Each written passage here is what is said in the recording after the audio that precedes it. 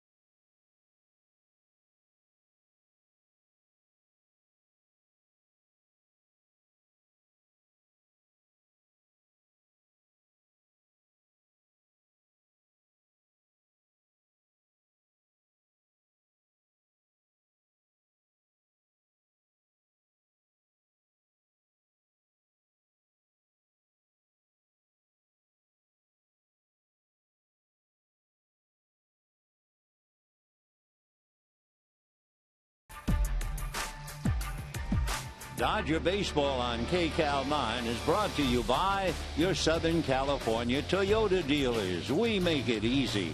And by the Cranberry Apple Walnut Grilled Chicken Salad, only at Carl's Jr. Hi, everybody, and a very pleasant Tuesday evening to you, wherever you may be. The Dodgers and the Yankees. Boy, that conjures up a lot of dreams and a lot of memories. Right now, however, they're very much up to date. The Yankees are 7.5 games behind Tampa Bay, and the Dodgers are 3 games in front of Arizona. And you say 3, and we say yes, 3. Tampa Bay defeated Arizona 5-2. So the Yankees come to town trying to catch Tampa Bay, and among others, the familiar face of Derek Jeter, the #1 Yankee in so many areas. To give you an idea, he leads in so many all-time categories: hits, games played, stolen bases, at-bats, used towels, you name it. That would be Derek Jeter. Jeter in the lineup, hitting second. And talking about the lineup, we'll take a look at Joe Girardi's club, and they face up this way. Brett Gardner, a rabbit, leading off in center field. Then Jeter at short, Robinson Cano at second base. Alfonso Soriano has made the full trip with the Yankees, away from the Yankees, and he's back. Lyle Overbay at first. Ichiro will be in right field. Jason Nix at third. Chris Stewart, the catcher. Andy Pettit on the mound. On the mound for the Dodgers, Zach Greinke with a record of 8-3, 2-4 lifetime against the Yankees. When he was with Kansas City, he was 2-1 at home against New York. Greinke trying to win his 9th. Remember, last time up in a tough ball game with Cincinnati, he threw a big 70-mile-an-hour change. It was like a big slow curveball, and Jay Bruce hit it into the left field pavilion, and that scrambled his eggs. Right now, he'll be facing Brett Gardner, a young fella out of Holly Hill, South Carolina, who went to the College of Charleston in South Carolina. We mentioned he's a rabbit. He has 7 bunt hits. He is led off with 107 hits, and he takes a look at the first pitch off the plate, ball 1. Leading off innings, Brett has 45 hits. He has stole third base 4 times, and he has 19 infield hits. So Juan Uribe well in on the grass at third. The left-hand hitter swings, hits one foul out of play, and the count 1-1 strike.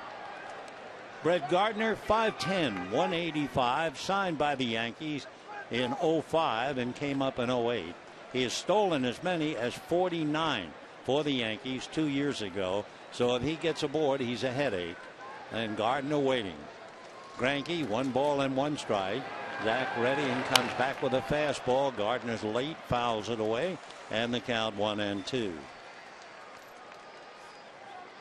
Gardner started at Tampa in his first year, worked his way up through Scranton, Wilkes-Barre, and he's been pretty much with the Yankees since 2008.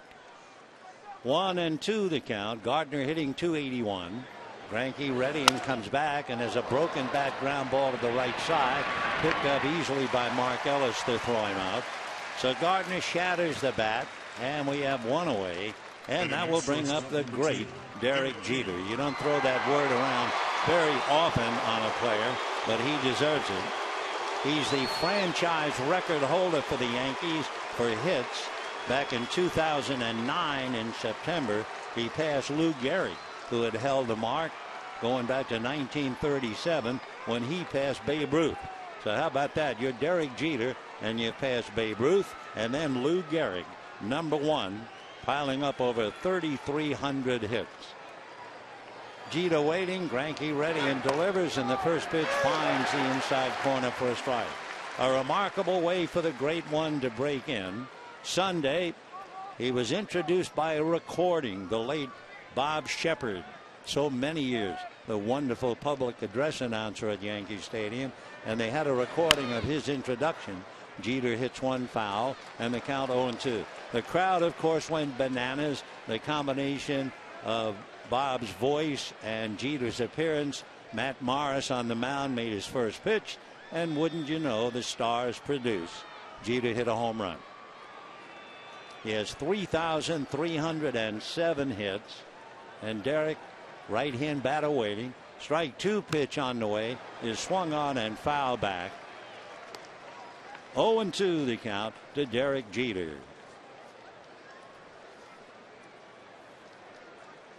Jeter trying to get something started with Robinson Cano on deck. Derek, born in New Jersey, makes his home in Kalamazoo, Michigan. Went to high school there. Strike 2 pitches swung on. Soft line drive.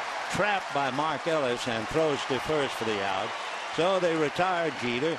And we have 2 down. And the batter will be Robinson Cano. Here are the Dodgers with the leather. Gonzalez and Ellis, Ramirez, Uribe. Crawford is well enough to play. Ethier and Puig. And A.J. Ellis handling Greinke. So with 2 down, Robinson Cano coming up. Hard to believe Robinson Cano hit a home run on July 2nd on the road. And the Yankees have not had a road home run since.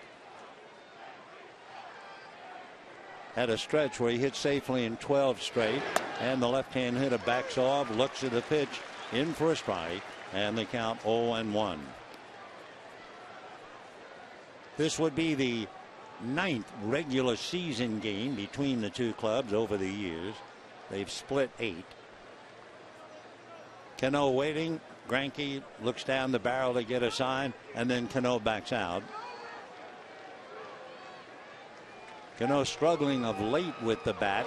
Good hitter, hits a chopper up the middle, bouncing through into center field. So Robinson Cano, a bouncing single to center, coming with 2 out in the first inning.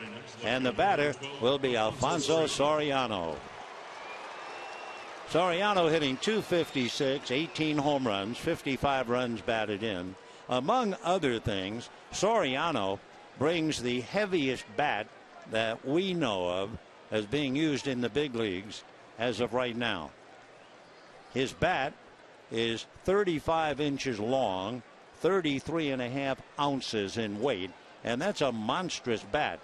You just don't see them used by many. He takes high, ball 1. To give you an idea, Miguel Cabrera, 34 inches, 32 ounces. Adam Dunn, 34.5 inches, 32. And Alex Rodriguez, 34 and 31.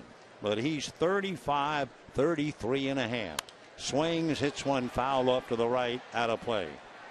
For Soriano, they have talked to him about using a lighter bat since he has gotten a bit older.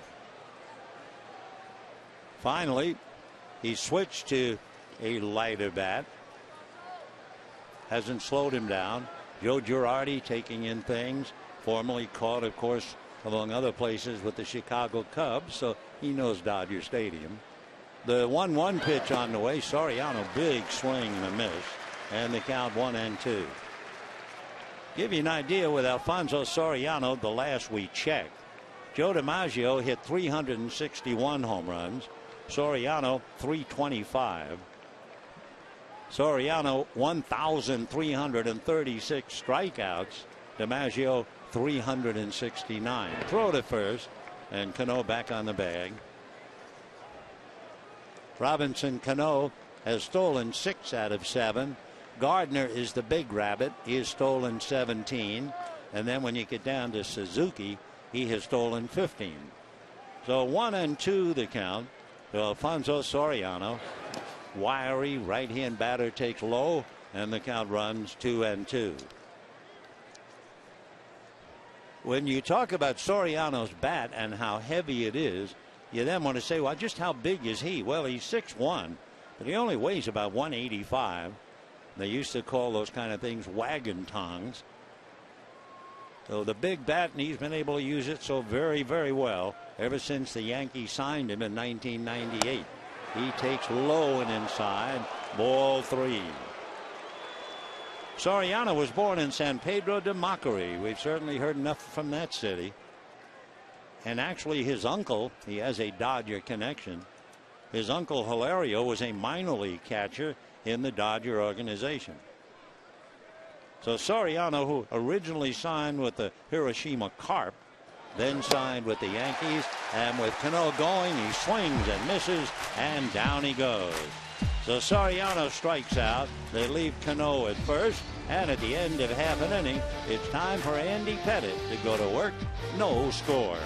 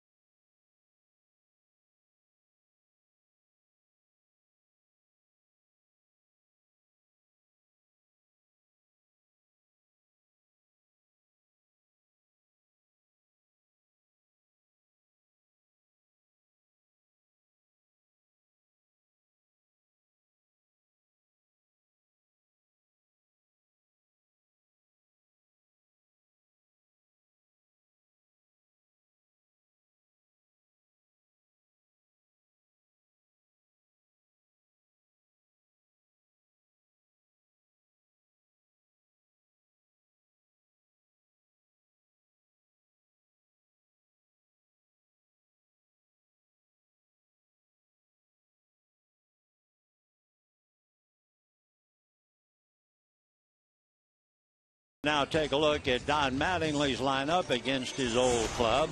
And the name's pretty familiar. Carl Crawford leading off in left field. Yasiel Puig is in right field. Then you have Adrian Gonzalez at first. Hanley Ramirez at short. A.J. Ellis behind the plate. Andre Ethier in center. Juan Uribe at third. Mark Ellis at second. And Zach Greinke on the mound. On the mound, Andy Pettitte, 6'5", 225. Andy, born in 1972 in Baton Rouge, Louisiana, originally signed by the Yankees in 1990. He won 21 games twice for the Yankees. He also won 19 and 18. Spent 3 years pitching for the Houston Astros. Here's Crawford leading off, takes a pitch inside, ball one, and we're underway. Carl Crawford hitting .289, 5 home runs, 16 runs batted in. The day off yesterday really helped him. 1-0 pitch swung on and fouled away, and the count 1-1. You know, we were talking about Don Mattingly, once a Yankee, and his lineup card against his old team. But that's nothing new. Here's the 1-1 pitch. Crawford hits a ground ball wide at first. Overbay will take it to the bag, and just like that, one away. If you go back through the history books, you might remember, for instance, Leo DeRocher was a Yankee. He was an infielder, played for them in 1928, and then he was the Brooklyn Dodger manager in the 1941 World Series. Then, of course, there was Casey Stengel, who was the old professor in 4 Yankee triumphs in 5 series against the Yankees and Dodgers in the World Series. And, of course, he had played for Brooklyn. So there's nothing new as a former Yankee now managing against his old club. And here is Yasiel Puig. Pettitte into the windup, and he delivers, and the first pitch hit to dead center. Back goes Gardner at the wall, high off the wall. Puig is on his way for 2. He is in there with a double, and the crowd goes wild.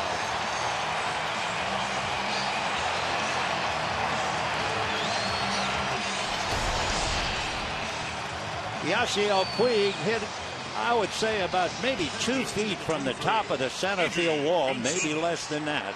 So he almost hit it out. Gardner playing the carom perfectly, as if he had played here a lot. Gets it in, and by that time Puig is at second base.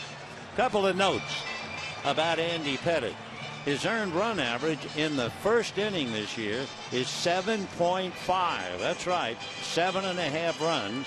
It totals 15 earned runs in 18 innings. So the Dodgers just trying to follow the first inning abuse that Andy Pettitte has received.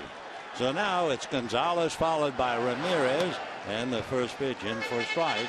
0-1 to Adrian. Just under 300, 299, 15 home runs, 65 runs batted in. By the way, when Puig hit the first pitch, that follows another pattern. Batting average of .426 when hitters put the first pitch in play against Pettit. The next one is swung on. Fly ball to right field. Breaking to his left. Settling is Suzuki. Tagging is Puig. He's off and running. Good throw, but it's going to be late. And Puig is in there with 2 out.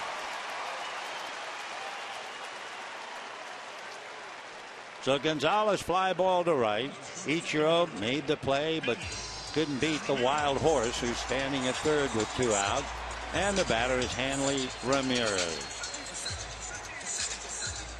Hanley Ramirez has just been such a consistent hitter to be hitting .380. He's hitting something like .407 since the All-Star break, with 11 home runs, 34 runs batted in. Hanley checking in. Pettit will be working from a stretch with a runner at third. And the first pitch to Hanley, a breaking ball wrinkles high, ball 1. 1-0 the count. There you can see Hanley Ramirez before the break, .386. Since he really hadn't cooled off that much, .364.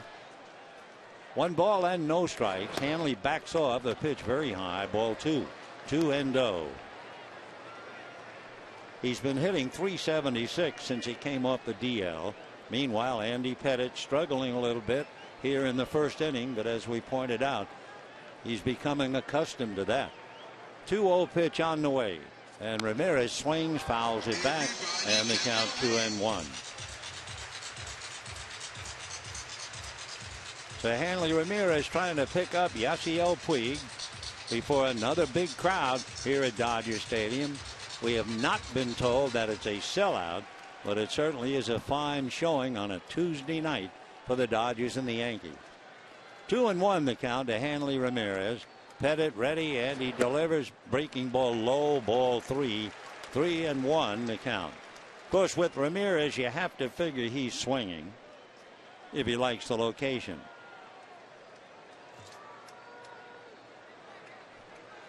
Andy looks in, getting a sign. Now he's ready. And the 3-1 pitch to Hanley Ramirez swung on, fouled away. So that was pretty obvious. 3-1 green light. Hanley taking a little walk. A.J. Ellis fussing with the gloves. And all the while, Puig waits at third. 3-2 the count. Pettit has always been above 500 when the year is over for the last 17 years. Here's the 3-2 pitch. Ramirez swings, base hit. Dodgers have a run and lead 1-0.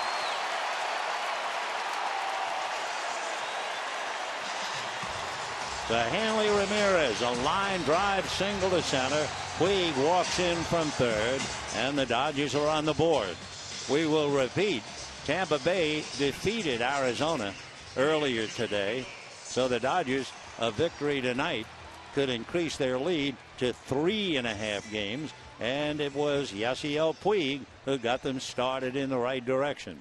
Now here's A.J. Ellis. Ellis hitting .260, 5 home runs, 32 runs batted in. 1 ball and no strikes. Ramirez at first, held on over there by Lyle Overbay. A look by Pettit in that direction. Now Andy, a high kick. Back he comes, and it's in the dirt. Nice block by Chris Stewart. The Dodgers, since the All-Star game, have won 9 out of 10. A Dodger ball club has done that over the years 5 times. No Dodger team has ever gone 10-1 after the All-Star break. This might be the team. 2-0 pitch on the way, and that's in there for a high strike. 2-1 the count. More than 9 out of 10, however, the Dodgers have won 26 of the last 32 as Matt Kemp looks on. 2-1 to A.J. Ellis. Pettit out of his stretch. Andy goes to first. We should tell you, Andy Pettitte, ever since he first came to the big leagues, was always recognized as having the best move to first base, period. There was no second place. He was, without a doubt, number one. He said he has always had a great move, even as a little youngster. The next pitch in for a strike, and the count 2-2. So there's usually no running game when Pettitte's out there, but the Dodgers have already picked up a run. Puig a long double to center, and then Ramirez a line drive single. 2-2 the count to A.J. Ellis. Hitting back of him, Andre Ethier. 2-2 pitch on the way. Pettitte's fastball fouled away.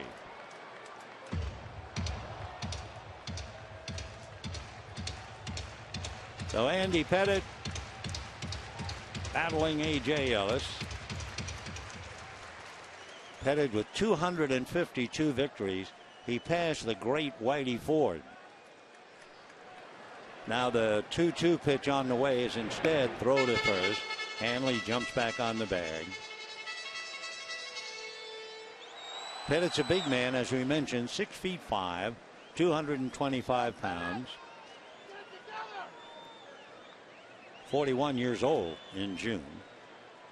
He had 3 years in the National League with the Astros. Won 37 games.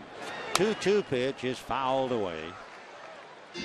Andy Pettitte, 21-8 back in 1996, 21-8 in 2003, 17 for the Astros. That was his high there.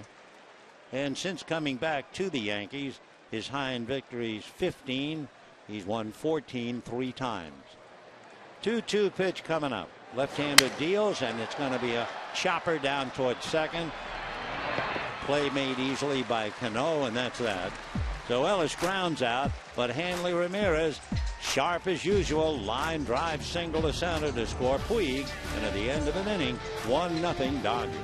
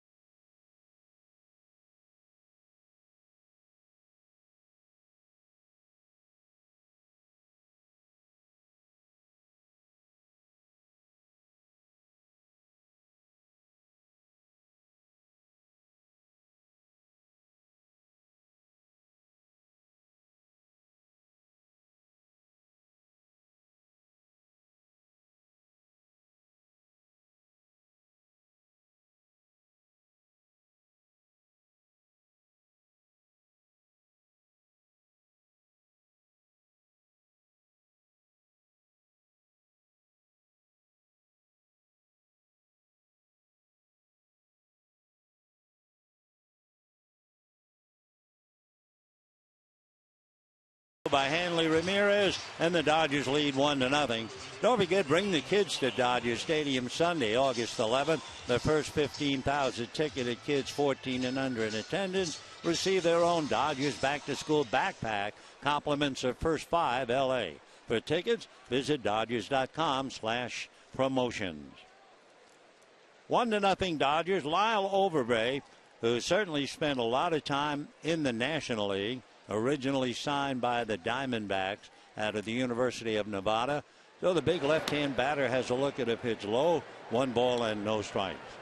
Overbay with 11 home runs, 3 of them coming very late in games where they really were rather dramatic.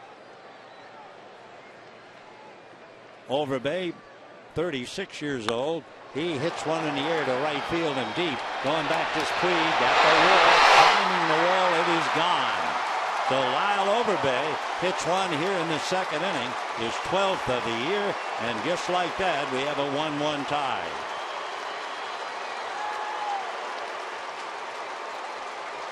For the Yankees, they have not been hitting any home runs on the road.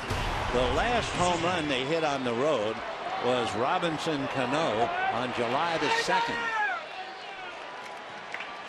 So Lyle Overbay comes up, hits one out. And we have a 1-1 tie just like that.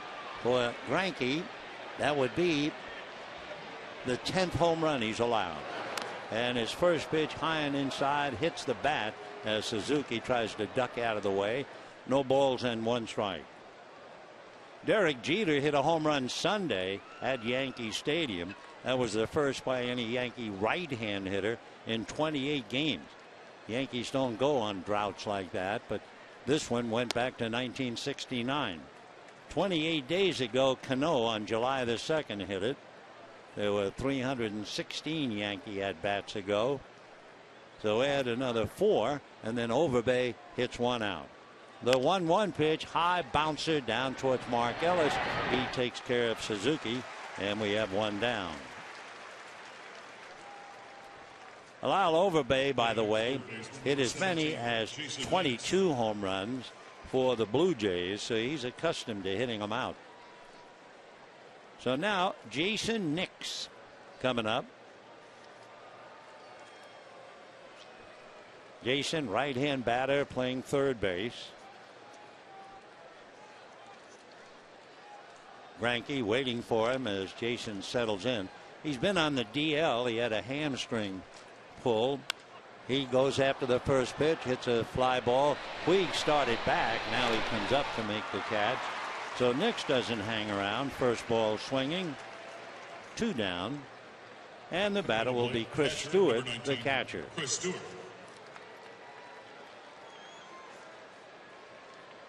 Chris Stewart out of Fontana and lives in Riverside. He went to Riverside Community College. He was originally signed by the White Sox back in 2001. Well put together, 6'4" and 210. 31 years old. First pitch in for a strike, and the count 0-1. Stewart was in the National League back in 2011. He backed up Ellie Whiteside of the Giants and played in 63 games. Remember, that was the year that Buster Posey got hurt.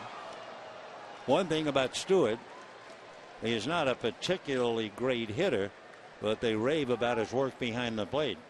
In fact, Giant pitchers' earned run average when he was catching was 2.7. So Chris can handle a glove.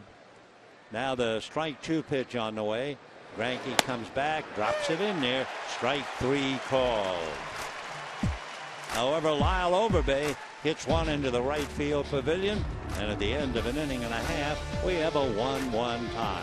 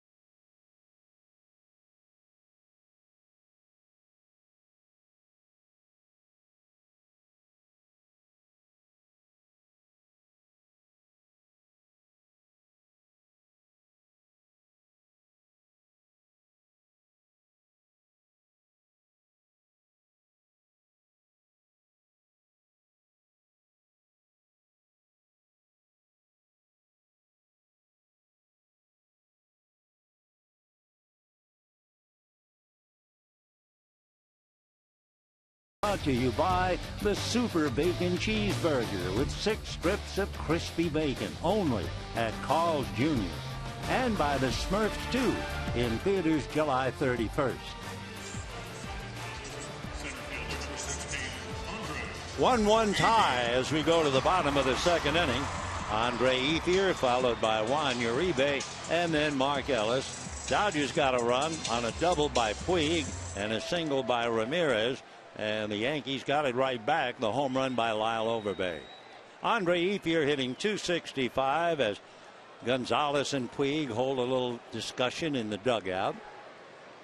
Pettit ready and deals, and the first pitch foul back, and the count 0-1. Andy Pettit and Mariano Rivera are certainly linked together over the years. Andy, big winner, left-handed, 252 victories. He comes back with a fastball low. 72 of Andy Pettit's victories have been saved by Mariano Rivera. That's the most win-save combination by any duo. 1 ball and 1 strike the count, and that's swung on and missed. Big curveball. Next up would be Bob Welch when he was with the Oakland A's. Bob Welch and Dennis Eckersley with 57. By the way, the saves are reasonably new. They were made official back in 1969. 1-2 pitch. Ethier swings, doesn't get it, and down he goes. A lot of slow breaking balls. Pettit keeping the ball down. So 1 away. The batter now will be Juan Uribe. 1 run, 2 hits for the Yankees. 1 run, 2 hits for the Dodgers. Uribe hitting .262, 5 home runs, 30 runs batted in. 1 out, second inning. Pettit looks down the barrel to get a sign from Stewart. Now his first pitch, good breaking ball for a strike, and the count 0-1.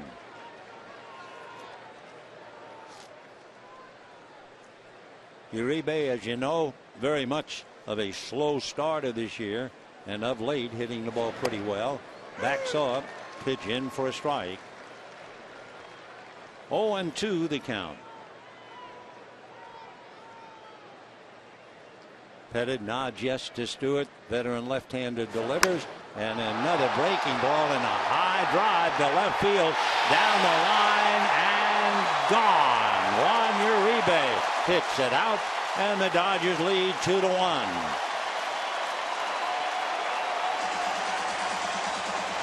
For Uribe, that would be his 6th home run. 31 runs batted in. For Andy Pettit, he has now allowed 13 home runs, and the Dodgers take the lead once again. Looked like a slider or maybe a cutter, down and in, and Uribe hits it out. So 2-1 Dodgers. You don't see too many hitting the second deck down the left field line. Uribe and Puig having fun, and the first pitch now to Mark Ellis, missing, ball 1. Puig does great imitations of teammates, especially Uribe. He has a lot of fun with Juan. The next pitch in for a strike, that balances out. 1 ball and 1 strike to count. That home run by Juan Uribe on the dreaded no ball 2 strike count. And the next pitch in for a strike. We've often told you how years by managers have fined pitchers heavily when giving up home runs 0-2. Uribe will take it. 2-1 Dodgers. And the 1-2 pitch coming up to Mark Ellis. Pettit into the windup, and he delivers. That's a hopper to third. Up with it there is Jason Nix, and makes the play for the second out. Now, as you know, a good hitting pitcher coming up. Zach Greinke is hitting .394. Puig gesturing to the bat boy for something. Greinke with 2 runs batted in. He has 13 hits, 2 of them doubles. So a very good hitting pitcher checks in. Out on deck, Carl Crawford. 2-1 Dodgers. Pettit looks down the barrel to get a sign. Now he's ready. And the veteran left-hander's fastball is hit to the hole. Back to get it. There is Jeter. And the throw is too late. So Greinke hits it in the hole. Jeter can get to it, but he can't throw him out. So Zach gets a base hit to short. And that'll bring up Carl Crawford. That was wedged right in there. Up with it, an off-balance throw by Jeter. But Greinke runs well and beats it out. So the Dodgers now 2 runs on 4 hits. And the batter will be Carl Crawford, who grounded out. Yasiel Puig will be on deck in a moment. Crawford hitting .287. 5 home runs, 16 runs batted in. Pettit a look over at first. Greinke's right on the bag. And Andy backs off the rubber. So Greinke is not going to do any running. Yet they still keep Overbay on the bag with a left-hand hitter up. Pettit out of his stretch. And the left-hander delivers, and the first pitch a little low. 1 ball and no strikes. Over the weekend when Cincinnati was here, Carl Crawford had an up and down bout with temperature. Didn't feel well at all, but with yesterday's day off, he's back in the lineup.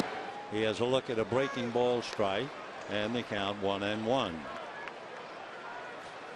Dodgers lead 2-1, bottom of the 2nd inning. Crawford has a 7-game hitting streak. The 1-1 pitch hit foul. Pretty hard to talk about a 7-game, 9-game, 10-game hitting streak when you're playing the Yankees. And you can't look at the Yankees without thinking of Joe DiMaggio and 56. Another thing when you look at the Yankees, I'm sure if you follow baseball at all, you can't help but think about Babe Ruth. The 1-2 pitch is low. Interesting, back in the 30s, the Yankees, if they were going to win the pennant and thereby go in the World Series, they would buy new uniforms that they would wear in the World Series, and then they'd wear the following year. 2-2 pitch to Crawford is swung on and missed.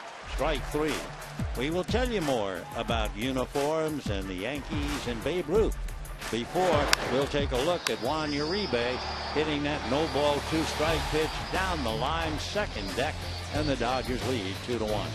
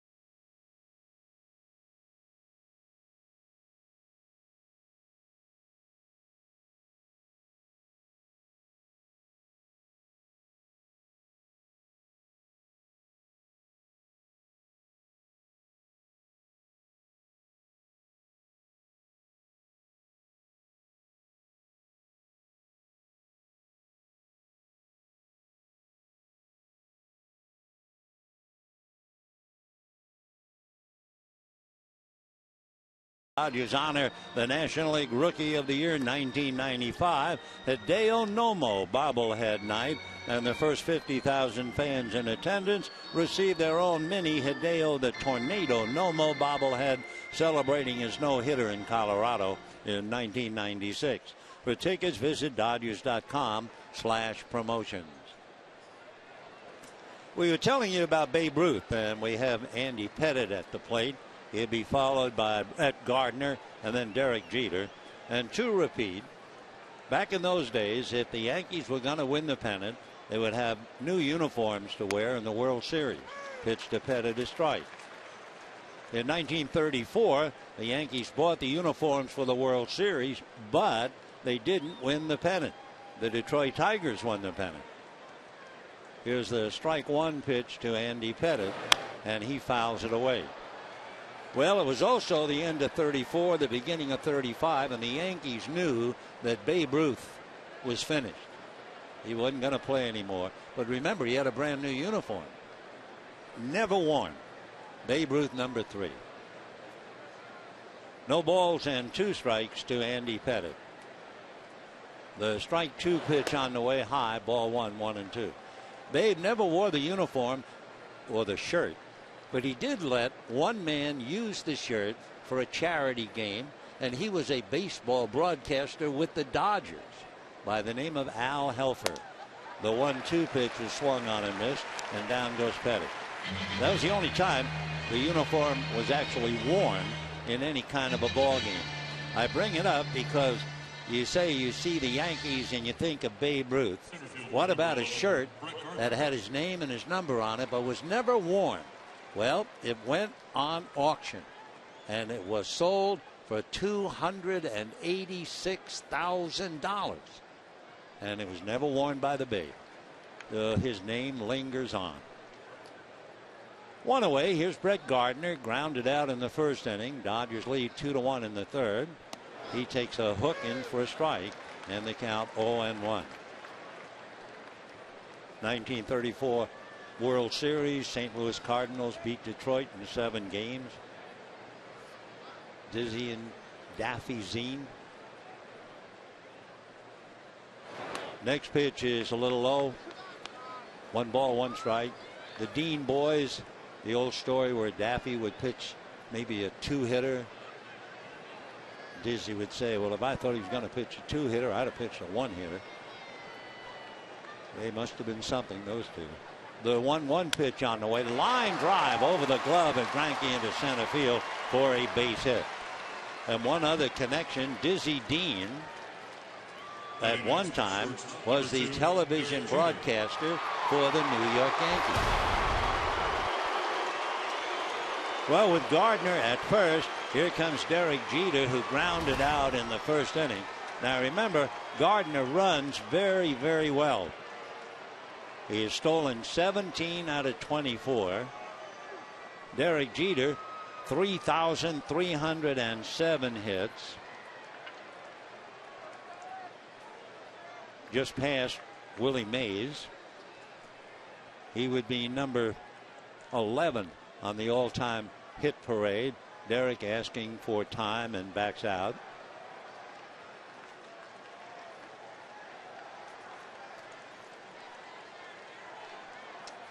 The great Jeter.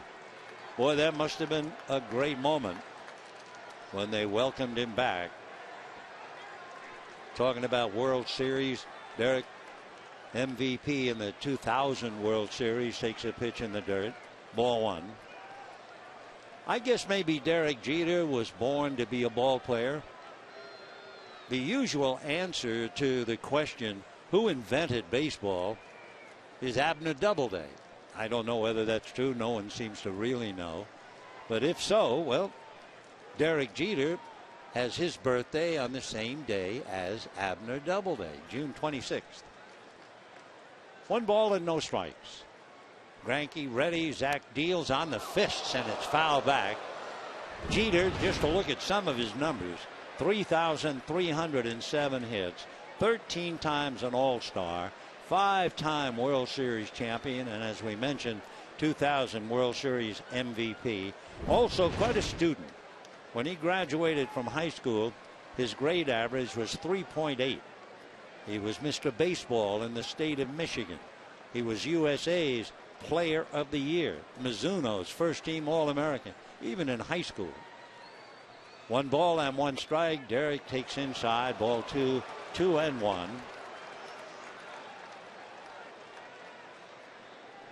Derek got his brains, I'm sure. His father earned his doctorate, is a substance abuse therapist at Battle Creek's Adventist Hospital, and his mom a customer service for Upjohn Pharmaceuticals. 2-1 the count. The next one to Derek is a little low. Ball 3, 3-1. Derek's mom and dad met in Germany.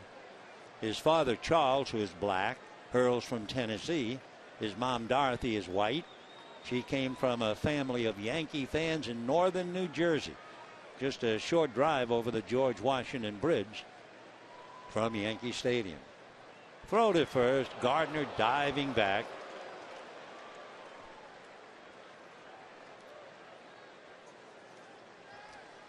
Dodgers lead 2-1, top of the third inning.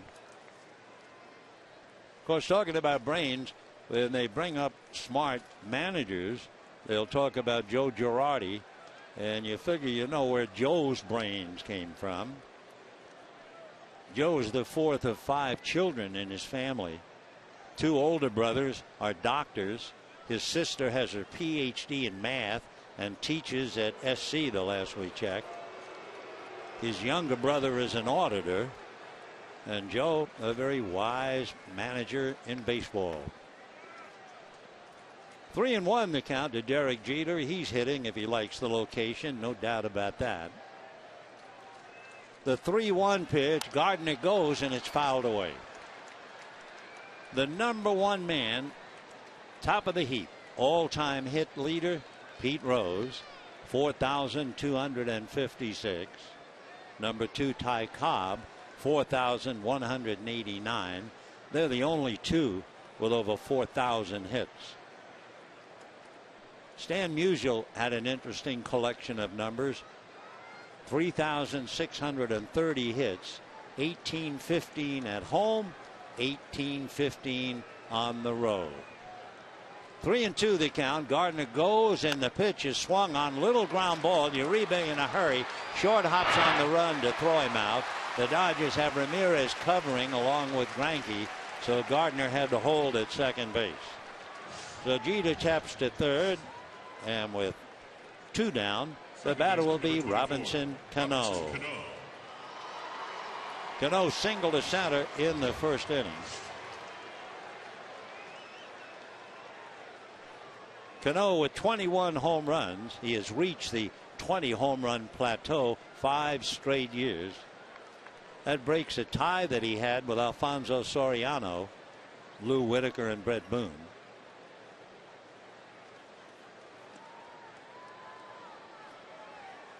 Cano basically a second baseman, and that qualifies him.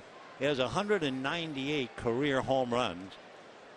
Another solid second baseman hit 169 by the name of Tony Lazzari.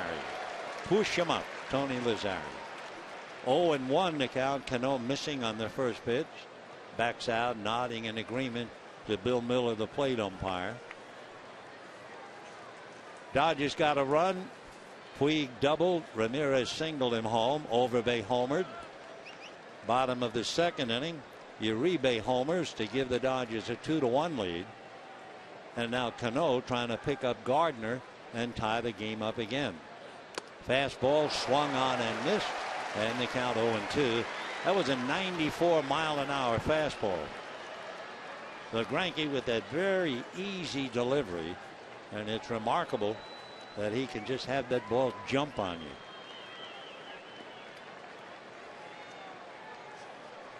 Cano back up, no balls, 2 strikes.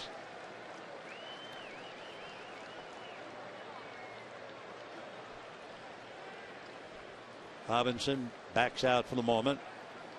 Talking about hits, May 9th, Cano got his 1,500th hit before the age of 31. So he joins Mickey Mantle, Derek Jeter, and the great and immortal Lou Gehrig. He won't be 31 until October 22nd. So Gardner at second, the tying run, 2 down, top of the third. Dodgers lead 2-1. Greinke said, here he comes, and it's low and away. 1-2.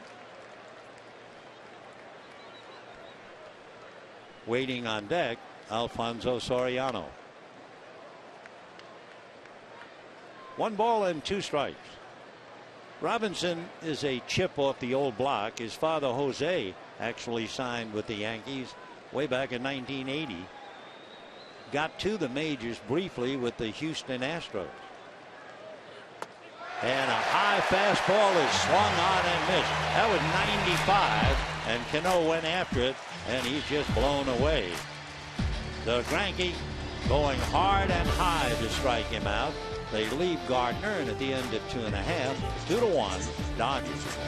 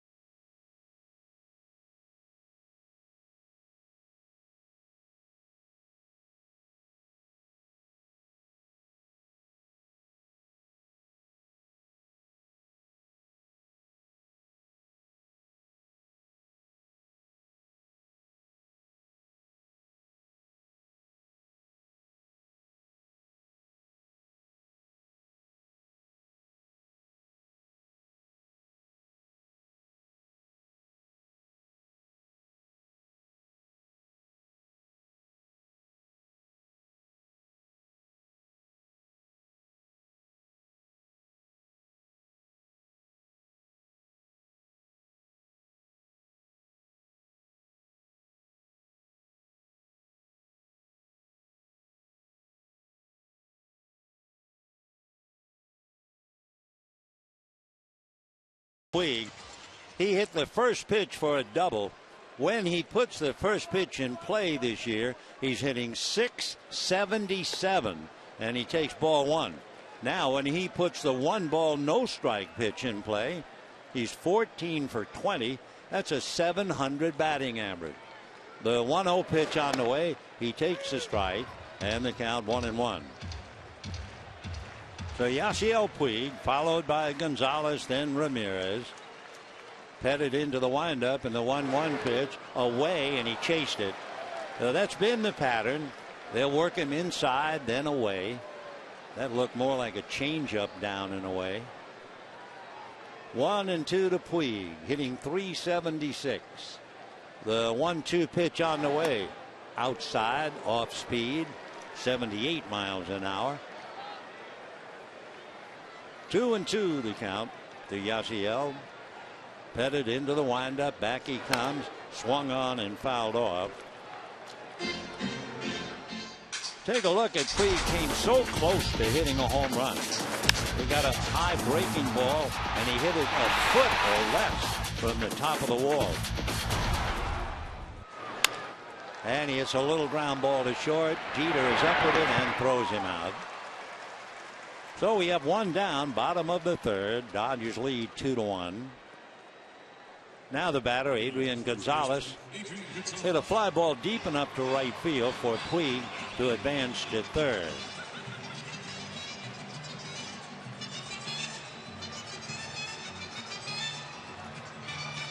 Adrian batting .298, 15 home runs, 65 runs batted in. You know, you look at Andy Pettit, and he really hasn't changed much. 6'5", still a very trim .225, and it's no accident. First pitch in for a strike, 0-1. Years ago, Andy Pettit tried to figure out how to work out what would improve him the best. And in 2001, he got an idea. Strike one pitch is outside. He and Roger Clemens would both total 500 crunches, sit-ups, abdominal exercises. They'd run a sub 7-minute mile. Gonzalez swings and misses 1 and 2. They do another mile of interval work. They do side to side drills, scooping up a continuous series of ground balls, slowly rolling some 10 feet apart to the left, 10 feet apart to the right. The 1-2 pitch swung on, fly ball to center, going back on it is Gardner on the track and puts it away. So 2 out here in the 3rd inning, and the batter will be Hanley Ramirez. Number 13, Hanley. After all that hard work, the second day they do circuit weight training, run another 1.5 miles, just on and on through the 3rd day. And then on the 4th day, they do cardiovascular exercising. So it is no accident that he is still pitching at 41 and doing well. Here's Hanley, single to center to drive in a run. Takes a hook low, ball 1. Hitting .384, 11 home runs, 35 runs batted in. I would say with this great play that the Dodgers have doing, the one man they cannot afford to lose, Hanley Ramirez, who bangs one into the gap and jogs slowly into second base with a stand-up double. He is something special. In his own words, Hanley says that he is hitting the ball as well as 2009 when he won the batting title. So Hanley 2 for 2, run batted in, the ICU trademark, and it's not a union. And in a moment it'll be A.J. Ellis trying to pick him up. 16 doubles by Hanley Ramirez. 2-1 Dodgers. They have 5 hits to the Yankees 3. The Yankee run a home run by Overbay. Dodgers have had a home run by Uribe. A.J. grounded out in the 1st inning. Pettit ready and delivers. Little breaking ball strike, and the count 0-1. A.J. trying to get Ramirez home. We repeat, Tampa Bay defeated Arizona. Dodgers have a chance to extend their stretch to 3.5 games. Strike one, fastball inside. What you get from Pettit, fastball, basically a two-seamer. He has a cutter, which he'll throw to right-handers. Slider, curve, changeup. You ask him about it, he said his curve is probably his strikeout pitch. Spins off the rubber just to look at Hanley Ramirez. Andre Ethier can tell you that the curveball is Pettit's strikeout pitch. He went down swinging on a beauty in the 2nd inning. 1-1 to count. Pettit ready. Fastball hit into right field. Charging Suzuki. They are going to wave Ramirez in. He's going to be out. Yep. He was out by a couple of feet. Suzuki with a strong throw, and that will be that. So Ellis a single to right. Kishiro, however, right on it. A perfect throw. And all Stewart had to do was wait for Ramirez. Hanley nailed just before the foot hit home plate. So it's still 2-1 Dodgers.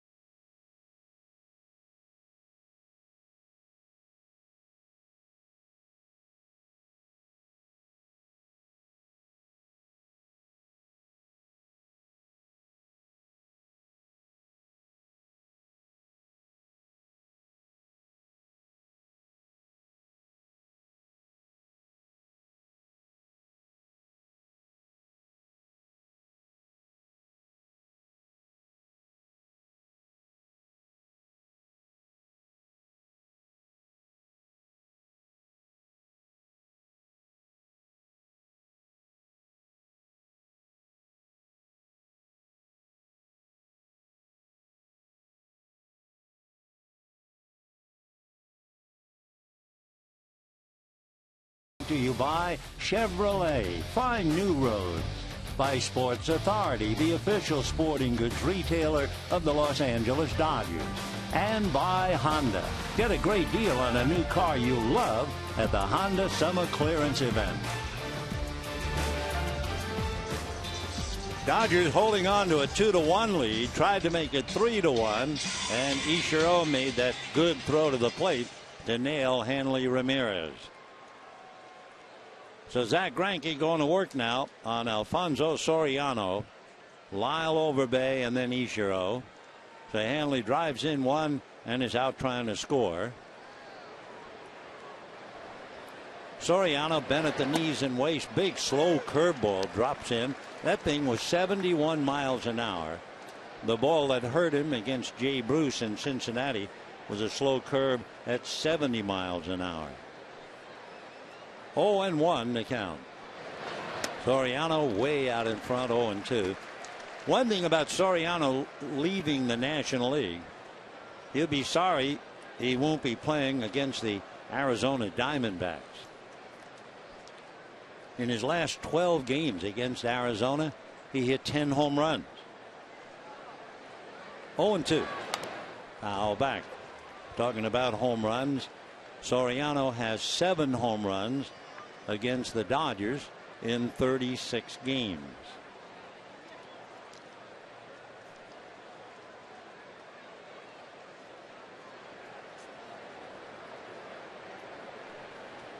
Oh, and 2.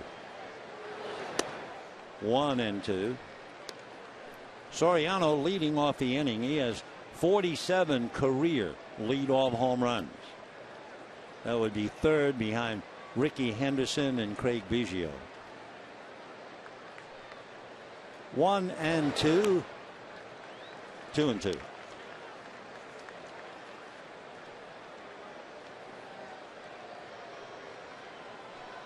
When Soriano signed with the Hiroshima Carp of the Central League in Japan, he was 16 years old, going to their baseball academy. Foul ball. It was about 20 minutes from his home in San Pedro de Macorís. In fact, he lived at the academy during the week for 2 years.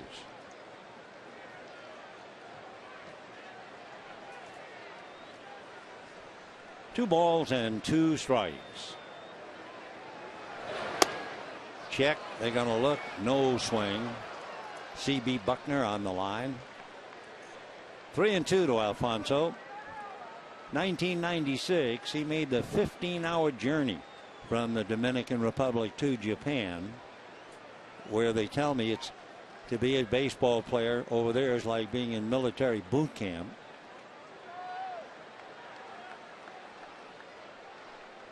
Three and two. And he probably strokes it just inside the chalk and down the line. Soriano easily into second base with a stand-up double. So the tying run is out there, second consecutive inning. They left Gardner at second in the third, and now Soriano opens up, hitting that breaking ball into left field for the double.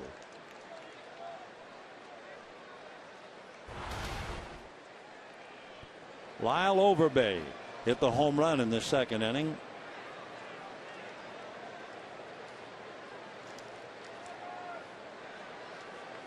Lyle batting .250.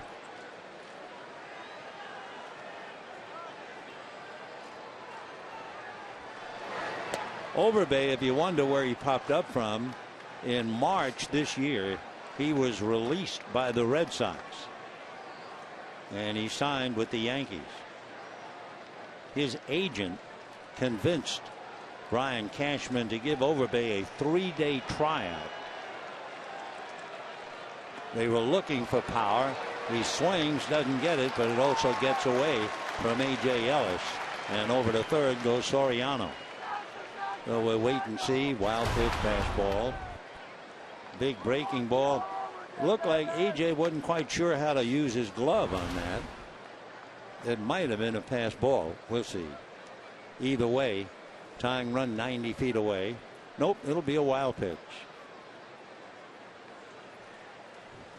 So Soriano down the line. Overbay waiting. Yankees were desperate for a little power. They had lost A-Rod, Mark Teixeira, and Derek Jeter. Ground ball backhanded by Ramirez. Sets for the throw. Just did get him. The run scores, however. And we have a 2-2 tie. So Overbay grounding to short. Has both runs batted in. Soriano brings it home. Number 31, Ichiro Suzuki. And Ichiro coming up. So Overbay is nailed on a good play by Hanley Ramirez. Suzuki-san checking in.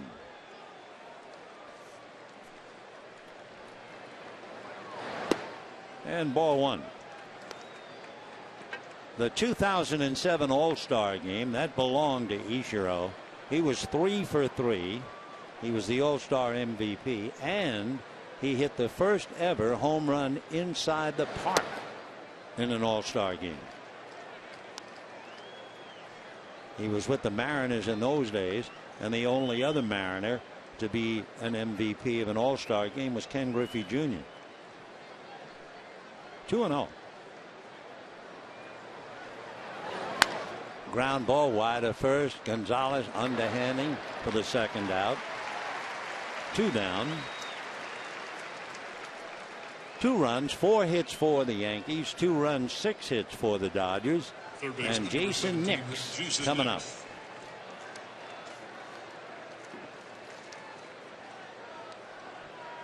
Jason, 2 home runs, 20 runs batted in. He spells his name, as you look at it, Jayson. Most Jason would be Jason. It's a family thing. His brother Lance, remember Lance Nix, spelled his name Lay. His mom and dad started it. His dad's name is Lance with a Y. Ball one. Lance signed with the Rangers. Jason signed with the Rockies. Came up to Colorado in '08. Then the White Sox, the Indians, Blue Jays, and now the Yankees.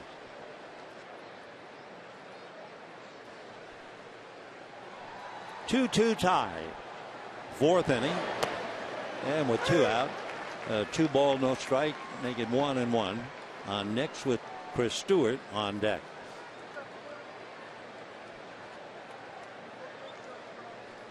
We are not trying to give Jason Nix a bad time. It just happens to be the numbers. Yankee third basemen this year have hit 4 home runs. Cubs pitchers have hit 5. 1-2 to Jason.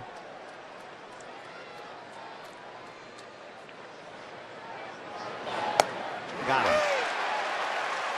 1 run, 1 hit, 1 wild pitch, 1 double. And at the end, 3.5, a 2-2 tie.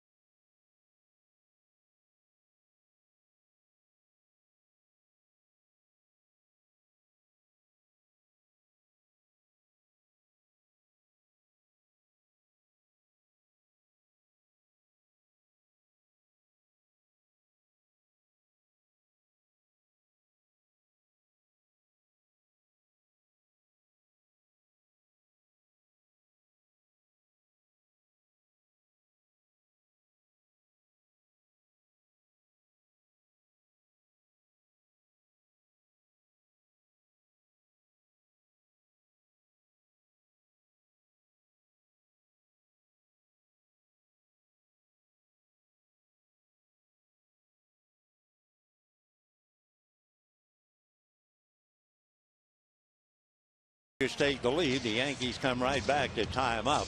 So 2 runs, 6 hits for the Dodgers, 2 runs, 4 hits for the Yankees. Talking about hits, with 2,153 career hits, where does Don Mattingly rank on the Yankees all-time hits list? We'll give you the answer in a little while. Meanwhile, Andre Ethier, Juan Uribe, and then Mark Ellis.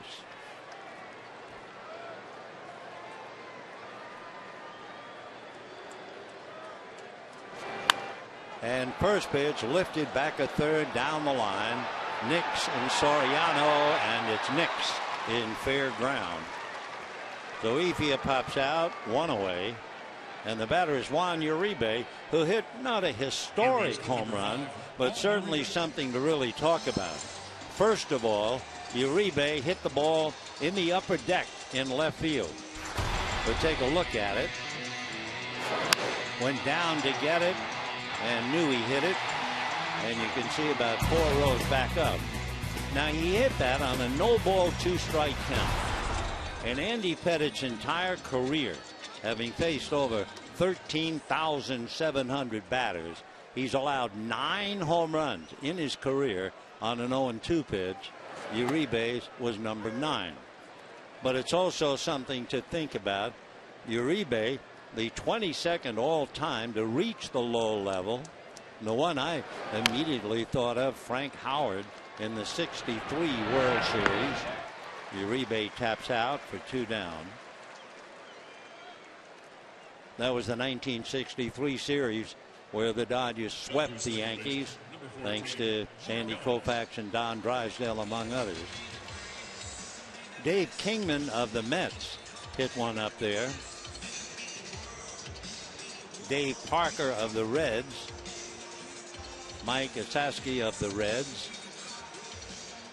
And Matt Kemp hit one up there in 2007 against the Mets. So a pretty memorable home run for Juan Uribe. Ellis grounded to third. 0 for 1.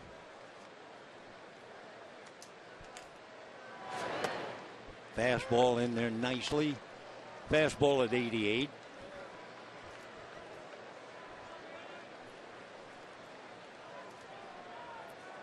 Two out in the 4th. And a drive to left. If it's fair, it's gone. It's down the line and foul. So Mark Ellis hits it hard, pulls it too much. Waiting on deck, Zach Greinke. Hanley Ramirez up to see just how far that was going.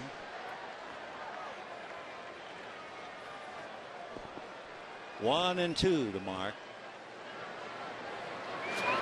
Fastball goes the other way, but here comes Suzuki, and that'll be that. So the Dodgers go out in order for the first time tonight, and at the end of 4, a 2-2 tie.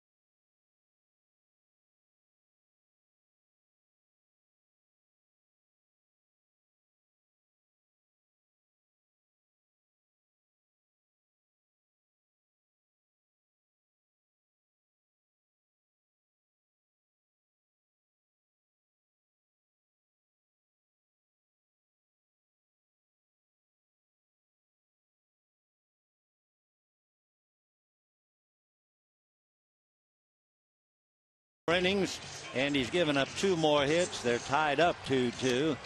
Neither one striking out a lot, but Greinke has 5 strikeouts to Pettit's 2. And the pitch count, 58 for Pettit and 60 for Greinke. Dodgers twice took the lead, 1-0, 2-1. Each time the Yankees came back to tie it up. Now it'll be Chris Stewart, followed by Andy Pettit, and then Brett Gardner. One thing about Stewart, the word is he can bunt. He has 4 bunt singles, so because of that, Uribe is up.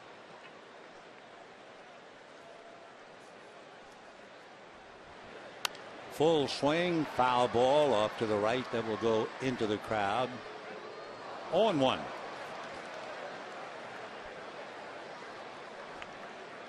Dodgers very fortunate. They had 4 crowds with Colorado where they averaged better than 50,000. They had 4 crowds for the Cincinnati series, 3 well over 50, and then Sunday 48, and another big crowd tonight. There's a drive to dead center. Ethier almost in his tracks. 1 away. That'll bring up Andy Pettit. Pitcher number 46, Andy Pettit. Andy Pettit, as an American League pitcher, they do not even list his at-bats. We do know he's 0 for 1 tonight. He struck out.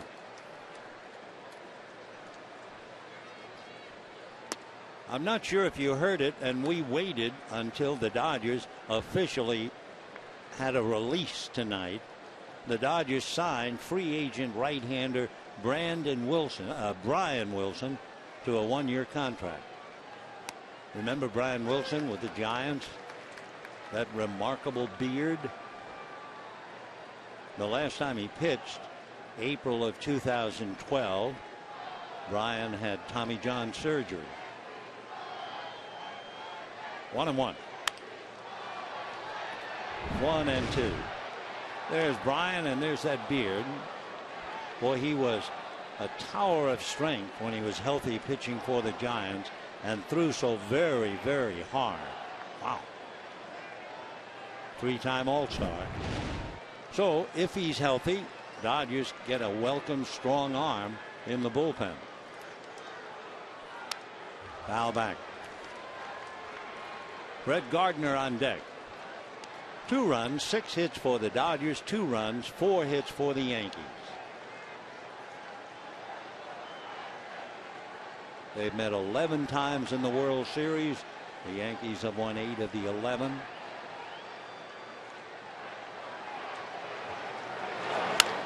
Little tapper to short when handed by Hanley. The Pettit grounds out. We have 2 down in the 5th inning.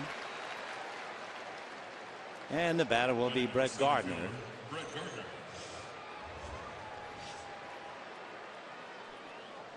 Talking about the Yankees and the Dodgers in the World Series. You know, those 11 World Series showcased 23 players who became Hall of Famers.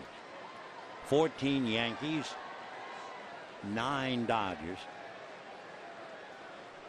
6 of the World Series managers have bronze plaques in Cooperstown.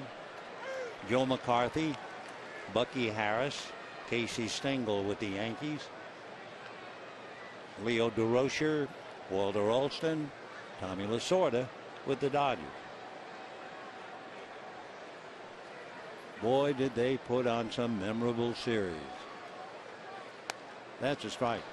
0-2. 2 down here in the 5th inning in a 2-2 tie. Greinke and Pettit.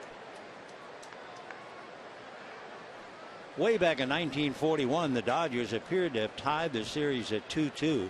Tommy Henrich swung and missed Hugh Casey's curveball. It got away from Mickey Owens. The Yankees roared back and eventually won the series. They're still arguing. Mickey Owens, I think, was heading for his grave, saying that Hugh Casey crossed him up and threw a splitter instead of a curve. And the Yankees won that one. Meanwhile, we're heading to the bottom of the 5th, 2-2.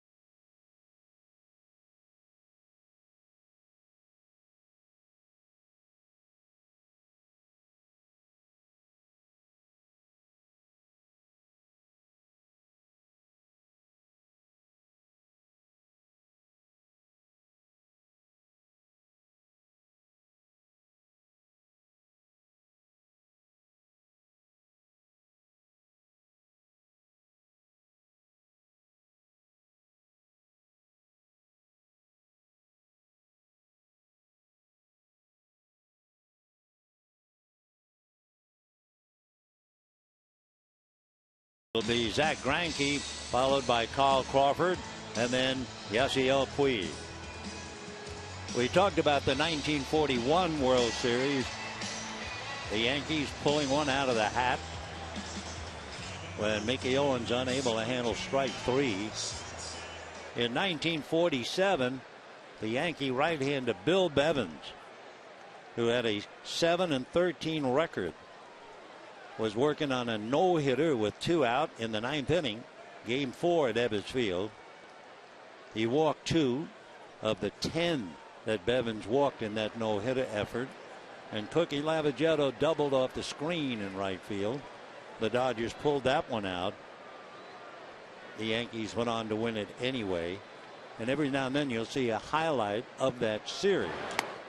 Al Gianfrido, little left fielder who came to the Dodgers from Pittsburgh, makes a running catch of a long fly ball by Joe DiMaggio right by the bullpen.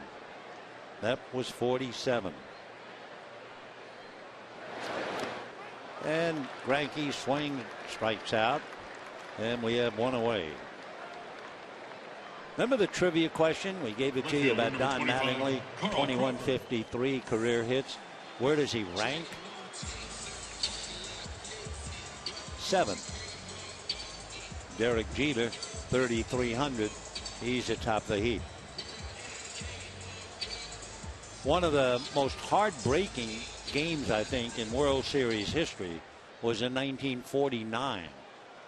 The Yankees had a great right-hander, Allie Reynolds, the big chief. That's going to go foul, out of Oklahoma, I believe. Going up against another big right-hander by the name of Don Newcomb.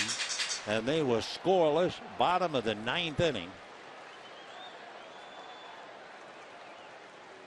Tommy Henrich hit a home run in the bottom of the 9th. The Yankees beat the Dodgers 1-0. The next day, though, it was tough enough. Preacher Rowe for the Dodgers came back to shut out Vic Raschi 1-0, but the Yankees won in 5. Comebacker at 6-5. Pettit able to reach up and get it. 2 down. And the batter will be Yasiel Puig. Puig hit the first pitch high off the center field wall for a double and scored a run in the first inning. And last time up in the 3rd inning, grounded to short.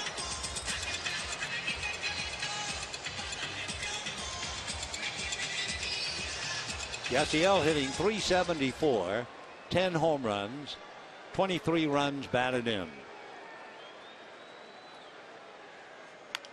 Little ground ball, foul, 0-1. A remarkable contrast between Andy Pettit on the mound and young Yasiel Puig coming up. Andy Pettit, who came up to the Yankees in 1995, 19 years in the big leagues, facing Yasiel Puig, who's had 190 at-bats in his career. Now back.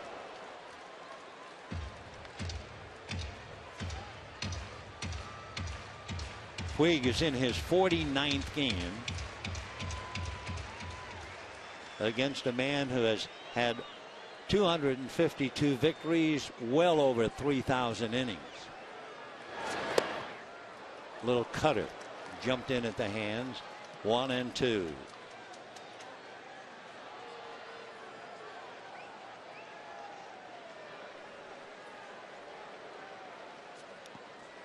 Two and two. Pettit with 252 victories. Whitey Ford had 236. Red Ruffing had 231. 2-2. Hit off the end of the bat. That might have been outside, but Yasiel chased it. So it's a 1-2-3 inning, and at the end of 5, a 2-2 tie.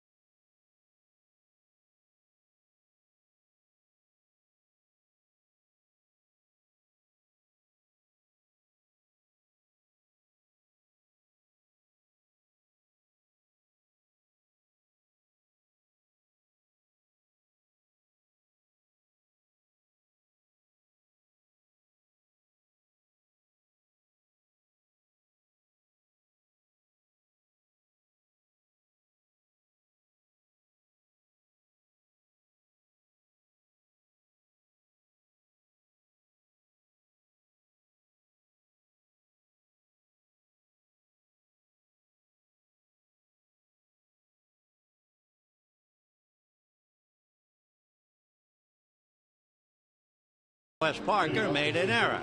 And you say, okay, he made an error, big deal. Well, it was his only error in 1,009 chances. He was such good at first baseman. He had a Gold Glove 1967 right through 72. 6 Gold Gloves in a row to one of the best first basemen you ever saw, Wes Parker. Let's go back and take a look at Derek Jeter.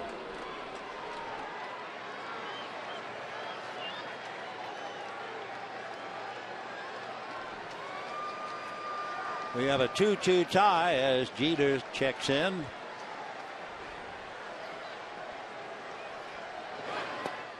Breaking ball missed. Jeter has grounded to second, grounded to third. Talking about great moments, great players. From July of 2006 through May of 2007, Jeter hit in 92 of 100 games. That's going foul.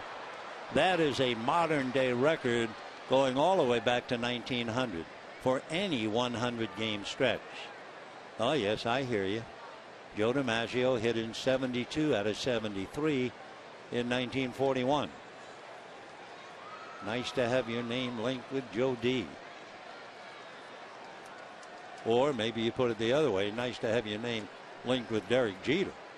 1-1. 2-1 to count. Yankees came in here in 4th place, 7.5 games behind Tampa Bay. Girardi got the news Tampa Bay beat Arizona. However, the Dodgers have a chance now that Arizona lost to go to 3.5 in front. That's a strike.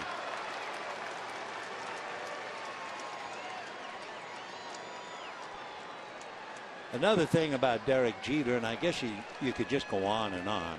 He was the MVP of the 2000 World Series. Yankees beat the Mets 4-1. He became the first player in history to be the MVP of both the All-Star game and the World Series in the same season. Slice down the right field line. Puig chasing, out of play. 2-2.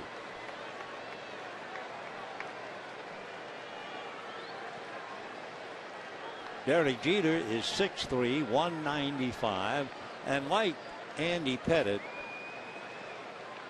it's no shock that he is still playing and playing exceptionally well at 39. Tremendous off-field exercise and workouts. Another foul ball.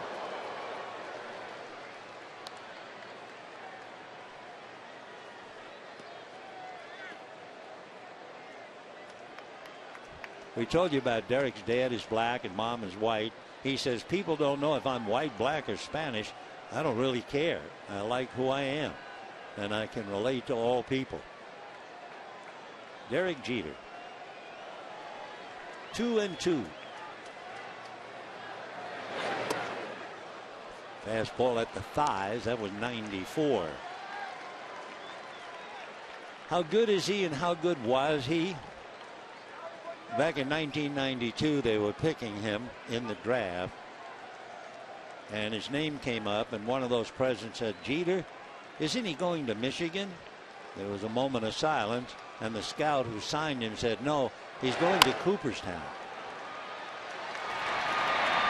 Well, Uribe shoots him down. 1 away here in the 6th inning. We were ducking in a couple of moments about the World Series. We finished in 1949. 1952, the Yankees were leading in Game 7 at Ebbets Field. Dodgers loaded the bases with 1 out. Casey Stengel brought in left-hander Bob Cazava. Got Duke Snyder to pop up. Jackie Robinson hit a high pop fly. Joe Collins, the Yankee first baseman, lost it in the sun and the shade. And Billy Martin, racing in from second base, made what was certainly a game-saving catch. The Yankees went on to win it.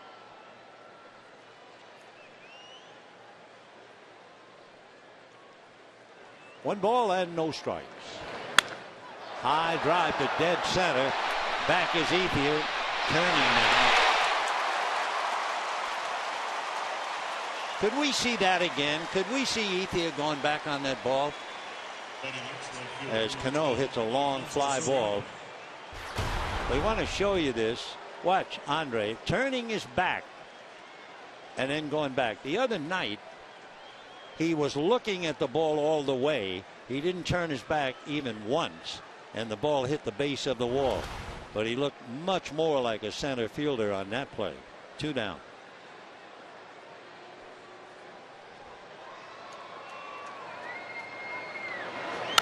Soriano fouled away. 0-1.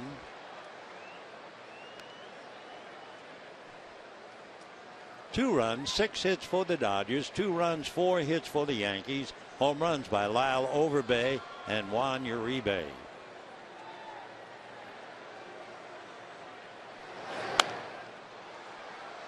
An update on Soriano. We were talking about home runs and strikeouts, comparing him to Joe DiMaggio. He now has more home runs than Joe, 390 to 361. But strikeouts, no contest. Alfonso, 1,666 strikeouts. High fly ball, actually a pop fly to Ramirez. So that'll do it.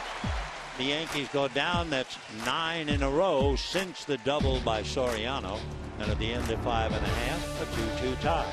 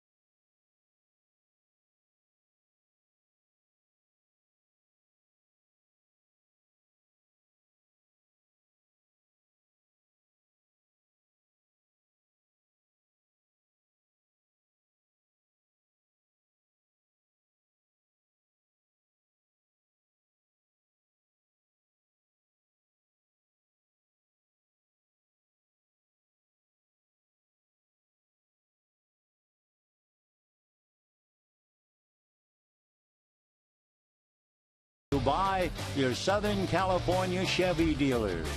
By Six Flags. Go full throttle on the world's tallest, fastest looping coaster. Now open. Go big.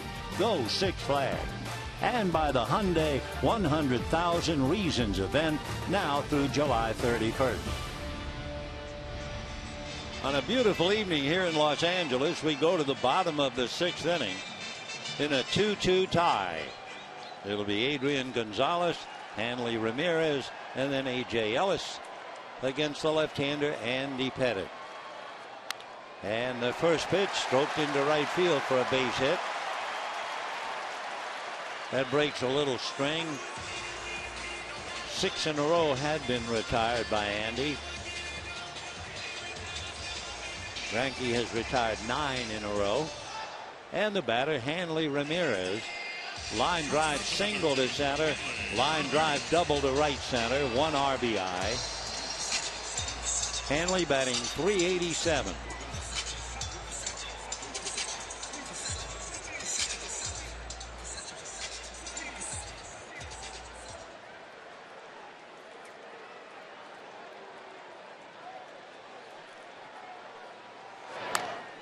Oh and 1.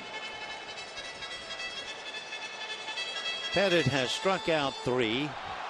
Greinke has struck out 6. 2-2, bottom of the 6th inning. Greinke has not walked anybody. He did make a wild pitch. Pettit has not walked anybody. 1 ball and 1 strike. So Ramirez at the plate. On deck, A.J. Ellis. 2-2, bottom of the 6th. Dodgers led 1-0. Yankees tied it. Dodgers led 2-1. Yankees tied it.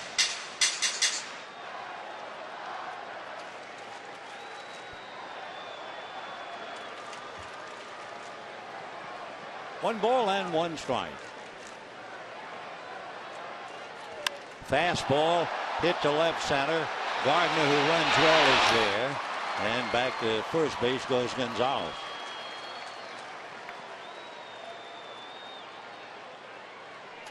So Hanley on a fly ball to left center. He just missed, causing Pettit some trouble on that ball. 1 away.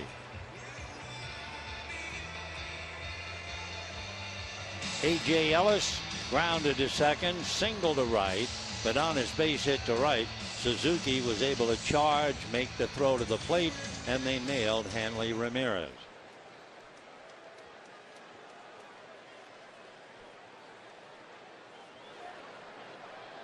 One away in the 6th inning, a 2-2 tie. Fastball strike. Andy's fastball 88, 89. Greinke's fastball 94.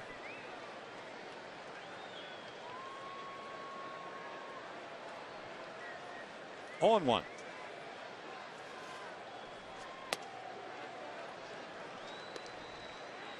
Preston Clybourne begins to loosen up in the Yankee bullpen.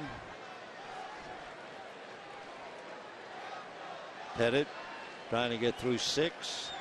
He would then be due up 5th when the Yankees hit in the 7th.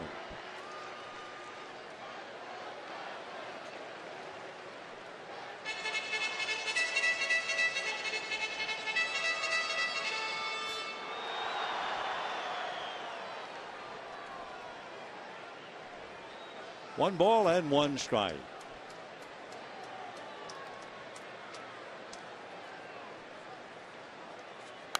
And that's fouled away. Tomorrow night, the Dodgers will honor Mariano Rivera. Mariano visiting and met with a lot of us before the game tonight. Most of us had the same lines. Great to see you. Hope you have 2 games off. Dodgers have something very, very nice planned for Mariano. The tongue-in-cheek gift was made by Minnesota. 2-2. Minnesota gave Mariano Rivera, it looked like a rocking chair. It was made of broken bats because of the infamous cutter.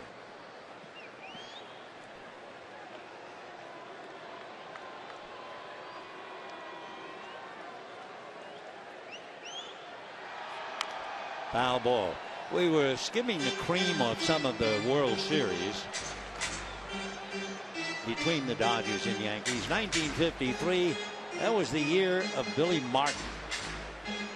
Billy Martin had 4 hits in the first game. He had 12 hits overall, hit .500 in the World Series. Carl Erskine struck out 14 in a game the Dodgers won at Ebbets Field, but Mantle crushed a grand slam off Russ Meyer, and the Yankees won that one. I think I've told it before. Dodgers were playing the Milwaukee Braves. Bases were loaded. Russ Meyer was the pitcher. A fellow named Harry Hannebrink came up for the Braves and doubled home everybody, and the Braves pulled out the game. Little ground ball. They will get 1, but that's all. 2 out. Anyway, Charlie Dressen was asked by a Milwaukee writer, don't you think you had your outfield playing wrong? And Charlie exploded. You can imagine, you've just given up a game-winning double in a game you think you've won, and a fella asks you, don't you think your outfield was playing wrong? That year in 1953, Mickey Mantle came up. They brought in Russ Meyer because he had a good screwball, right? And Mantle took out 4 rows of seats in the upper deck in center field in Ebbets Field. Grand slam home run. Dodgers lose. There's a telegram for Charlie Dressen on his desk. It says, "I still think you're playing your outfield wrong." Oh, you want to talk about an arrow to the heart.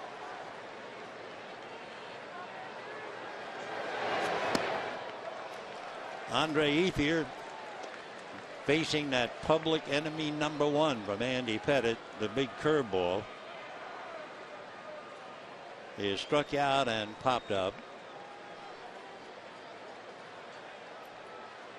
2 down. A.J. Ellis at first. 1 ball and 1 strike.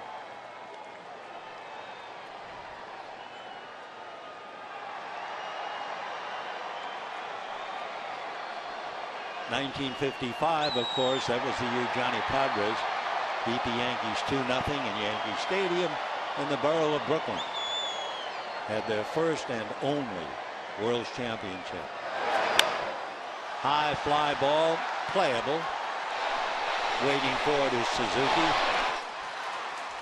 So no runs, 1 hit, man left. Good 6 innings tossed in by Andy. And as he walks off, we have a 2-2 tie.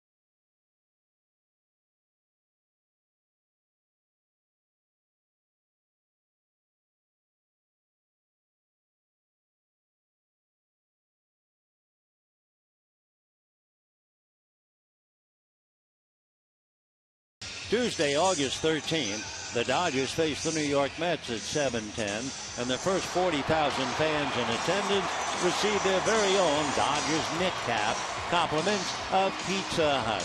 For tickets, visit Dodgers.com/promotions. 2 runs, 7 hits for the Dodgers, 2 runs, 4 hits for the Yankees.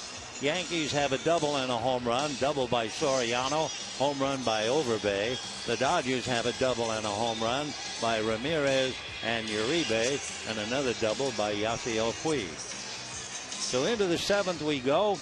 Overbay, Suzuki, and Nix in that order. Overbay hitting .249. They picked him up to try and get some sock. Well, Lyle has 12 home runs, 45 runs batted in. He's hit 4 go-ahead home runs so far this year, 3 of them in the 7th inning.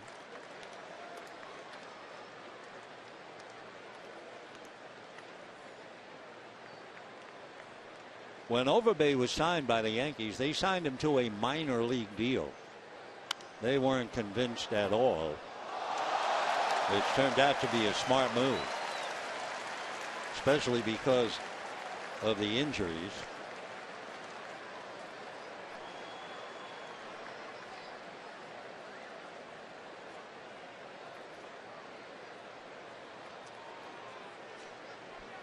No balls, 2 strikes. Ball 1. Zach Greinke has allowed 2 runs, 4 hits, struck out a half a dozen.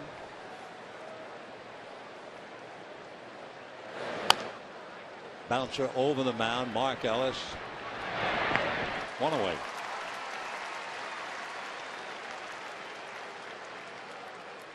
That'll bring up Ichiro Suzuki, who grounded out twice, 0 for 2. We thought you might like a little walk down memory lane, but we're not going to keep up the Yankee Dodger World Series. We'll do a few more tomorrow night. Hope you'll join us then. Tomorrow night, Clayton Kershaw and old pal, Mr. Kuroda-san.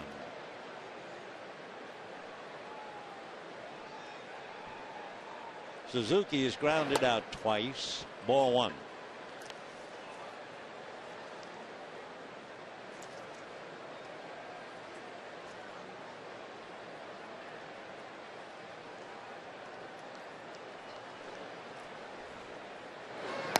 Well, you talk about putting the bat on the ball.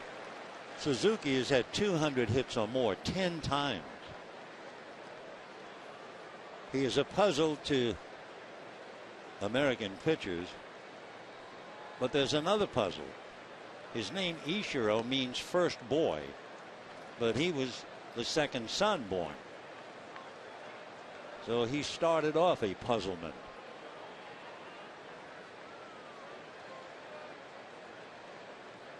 Signed by the Mariners back in 2000. Line drive down the line, extra bases all over it. Suzuki on his way for 2. Crawford gets it in. So a 1-out double, and following it will be Nix and Stewart. So Ichiro, line drive down the line. Number 17, Jason Nix. Suzuki playing in his 100th game now has 101 hits, including 12 doubles, 3 triples, 6 home runs.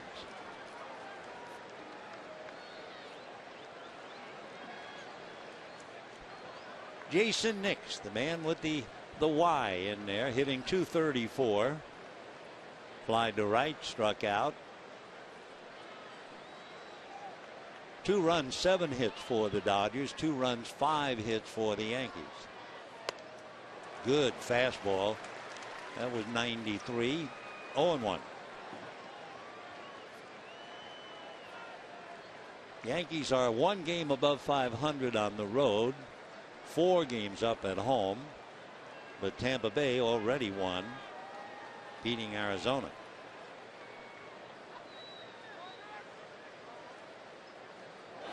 Another fastball. 1 ball and 1 strike. Jason Nix.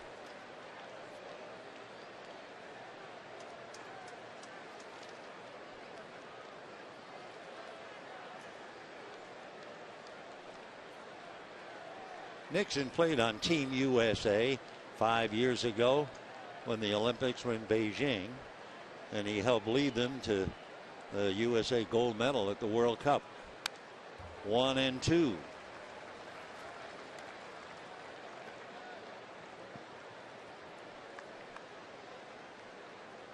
Jason out of Dallas, now lives in Midland, Texas. Came up with the Rockies quickly and then disappeared. 2008.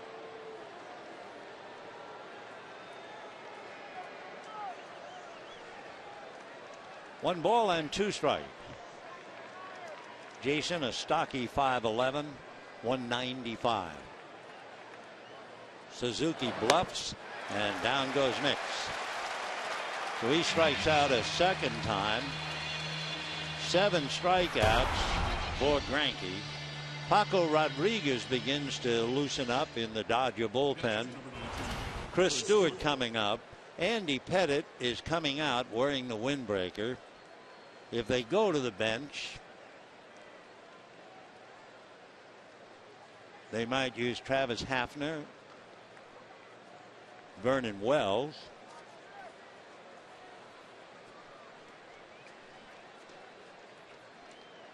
Stewart, the catcher, struck out, flied to center. Lifting one foul. Gonzalez trying to get under it. Can't do it. 0-1. We're in the 7th inning.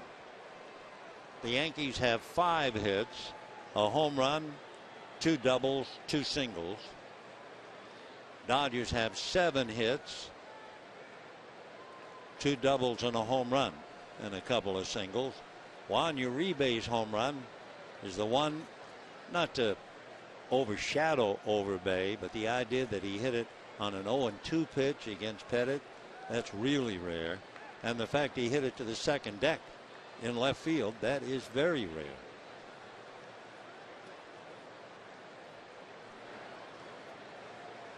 And then, of course, can't help thinking of the home run that Mickey Mantle hit in the old Yankee Stadium. It went out at the 370 mark, 118 feet high, and was 12 inches from going out of the ballpark completely. Because that was the great question. I remember growing up and reading it. They'd have letters to the editor. Did anyone ever hit the ball out of Yankee Stadium? And the answer was always no. But then years later they said, well, the Mick was close. 0-2 to Chris Stewart. Struck out, fly to center. Catcher hitting .226.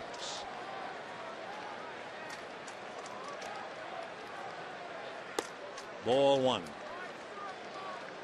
It's funny the little things that jump in my mind. I just mentioned catcher, and immediately my mind says Yogi Berra, Lawrence Yogi Berra. What was it Yogi said? This game is 90% mental, and another half. There was something about that. 1 ball and 2 strikes.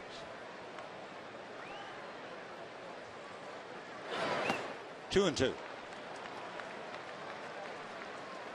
Yogi Berra was a lot smarter than the press made him out to be. I thought of him when we had the big rhubarb here with Arizona. The Yankees were in a fight years ago with Kansas City. I think it involved Bob Serve, and throughout the fight, and Yogi was right in the middle of it, he always wore his mask, never came on.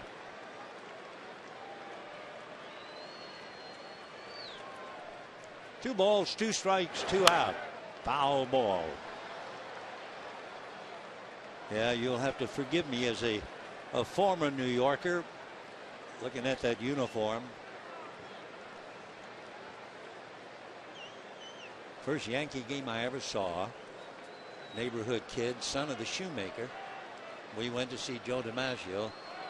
Johnny was Italian, Johnny DeMauro. He wanted to see Joe D, and he did, was thrilled. Sad ending, though. Johnny died in the Battle of the Bulge.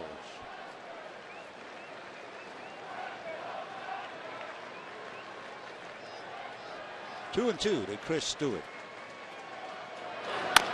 High chopper up the middle. Tricky little hop. Whoa! Ramirez almost fell down.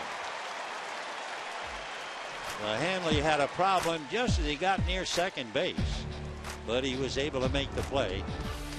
And we're heading to the bottom of the 7th inning, but take a look at this. Right there, he stumbled, tripped over the bag, but got his man. 2-2, bottom of the 7th.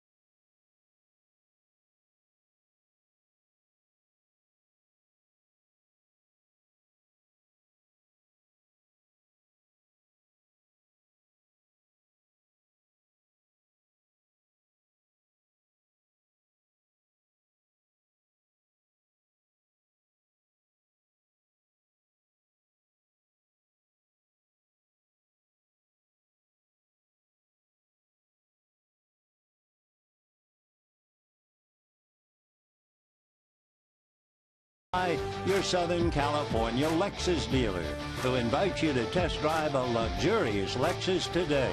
For more information, visit Lexus.com. By Morongo Casino Resort and Spa, good time. And by Elysium, in theaters August 9th.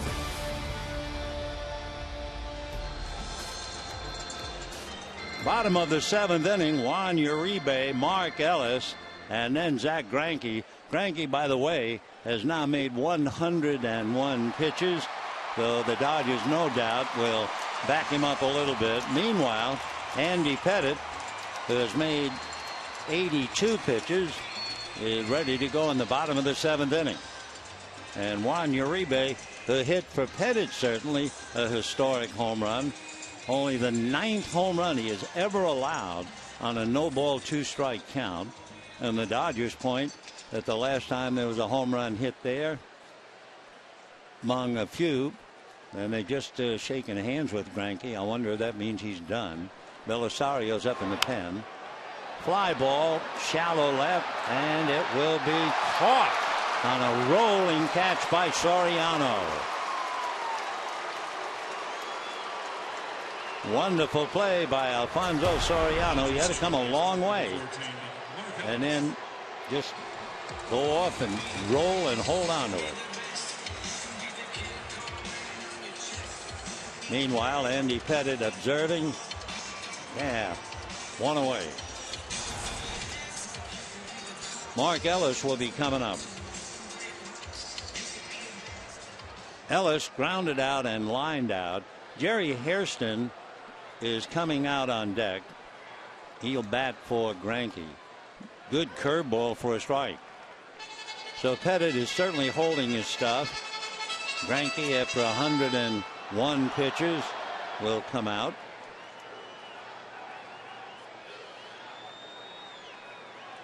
Oh, and 1.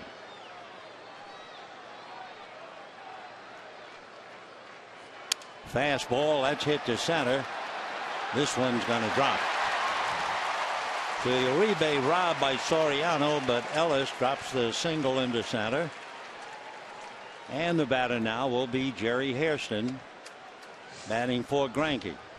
Andy Pettitte is due to lead off in the 8th inning, so this could be his last inning. That remains to be seen. And by the way, in talking about the possible pinch hitters the Yankees might have, we mentioned Travis Hafner, but he's on the DL. Sean Kelly, a right-hander, is now warming up for Joe in the Yankee bullpen.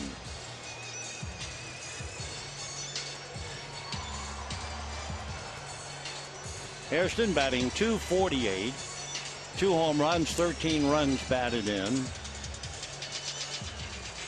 Jerry has 20 pinch hitting appearances. He's 4 for 20, so that's a .200 batting average. A little meeting at the mound.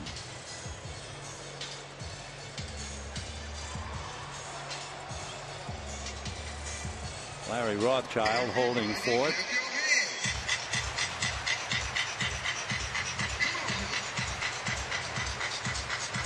So Zach Greinke, talking to A.J. Ellis, turns in a great 7 in quest of his 9th win. He was 2-4 lifetime against the Yankees. Remember, he pitched for Kansas City. So Andy Pettitte, after the chat, ready to work on Hairston. And then you have Crawford on deck.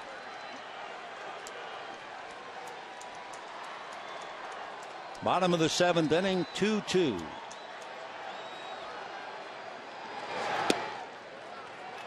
One ball and no strikes.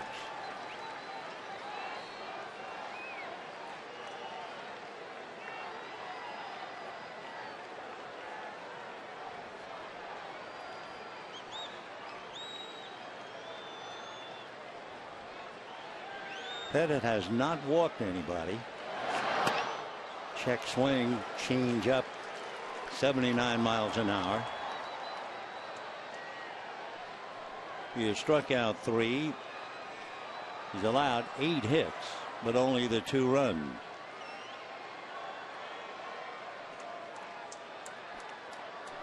Andy, 2 wins and no losses in his career against the Dodgers. That would be when he worked for Houston. And here at Dodger Stadium, he's 2-0.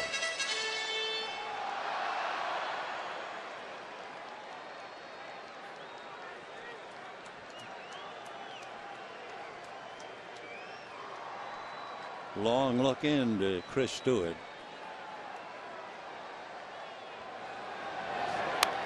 That looked like a change. 2-2.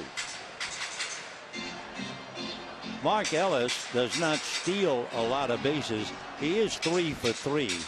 But as we mentioned at the very start of the game, Pettit has, and certainly did have when we saw him, he had the best move at first base you'd ever want. 2-2 the count to Hairston. On deck Crawford. There's the throw to first. Mark read that.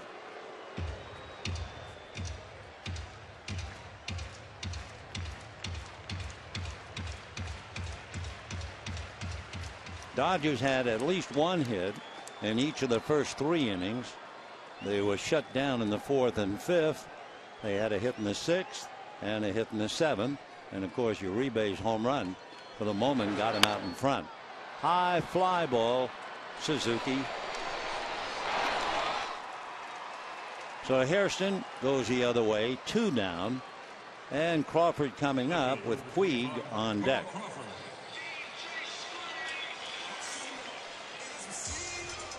So Puig waits. Crawford has grounded out, struck out, and hit back to the box.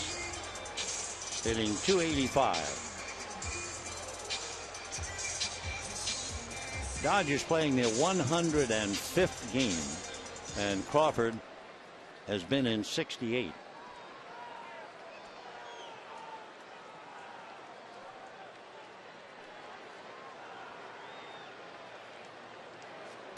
And a 1-hopper backing up is Cano. That's that. So another great inning turned in by Andy Pettit. No runs, 1 hit, 1 left. Greinke's done for the night. Pettit might call it a night, and it's still 2-2.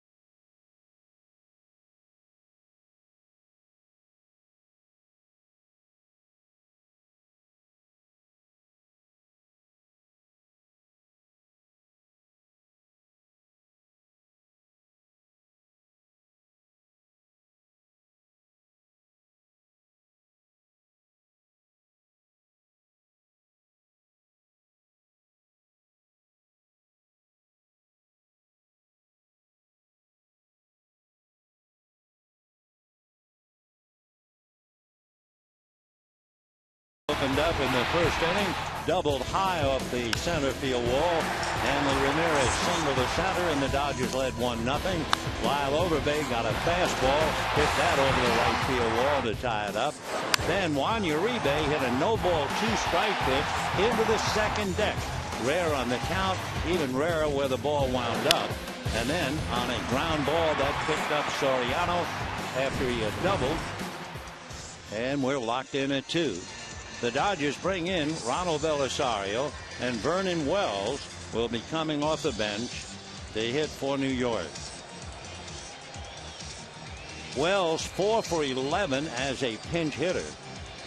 Overall, 236, 10 home runs, 38 runs batted in. So Vernon Wells, powerhouse right-hand batter, 3 times an All-Star. Originally signed by the Blue Jays, spent 2 years with the Angels. And a strike. Wells, born in Shreveport, Louisiana, lives in Arlington, Texas. Went to Bowie High School. 0-1. Fastball, strike 2. Wells, in his long career, has hit as many home runs as 33 for the Blue Jays and as many RBIs that same year, 117. No balls, 2 strikes. Little chopper right back to Belisario. So that'll do it for Wells. 1 away in the 8th inning, 2-2. The batter will be Brett Gardner, who grounded out, singled, and struck out. As we told you, he runs very well. Likes to bunt. The Dodgers bring up the corners. Gardner has 19 infield hits. He's had 7 bunt singles.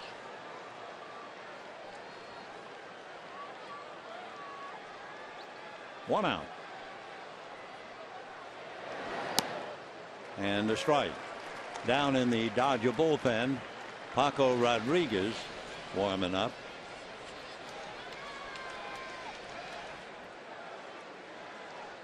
You have Gardner, a left-hand hitter, then Jeter, followed by Cano, a left-hander. 0-1. For the Dodgers, a victory would give them a 3.5 game lead over Arizona. If the Yankees lose, they would then trail Tampa Bay by 8.5. Big game. Fastball at the knees, 1-2.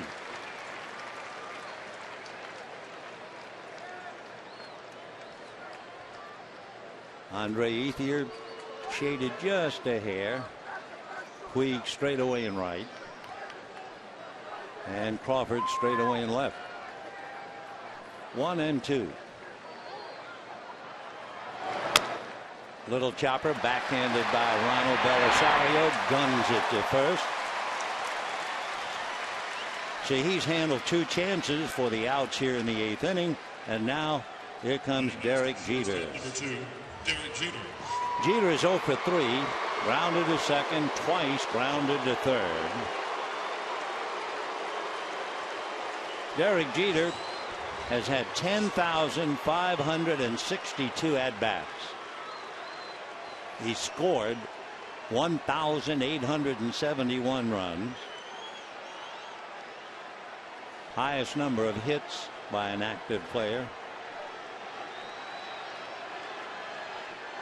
3307. Fastball. Belisario throwing 95.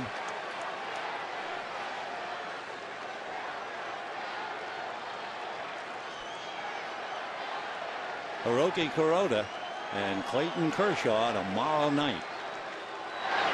Slider smothered by Hanley, up and at him. Got him. Nice play by Hanley Ramirez.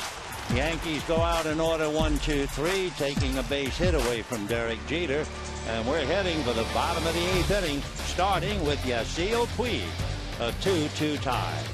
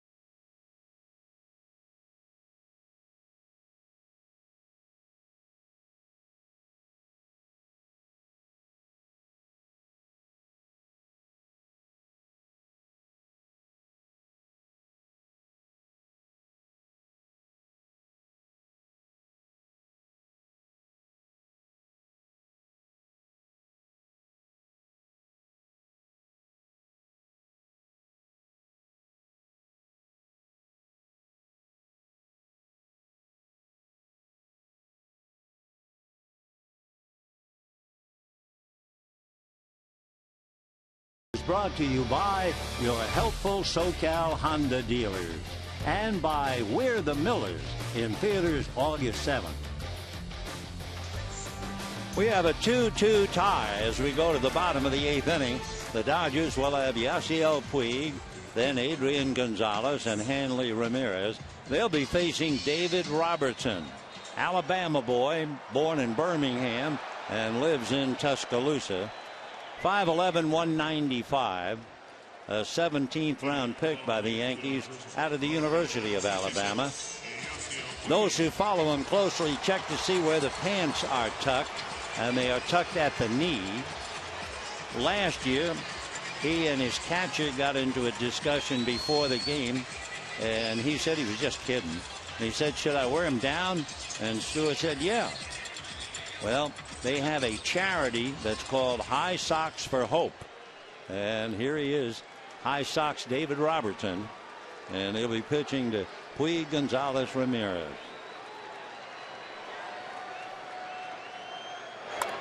Bunted foul, 0-1.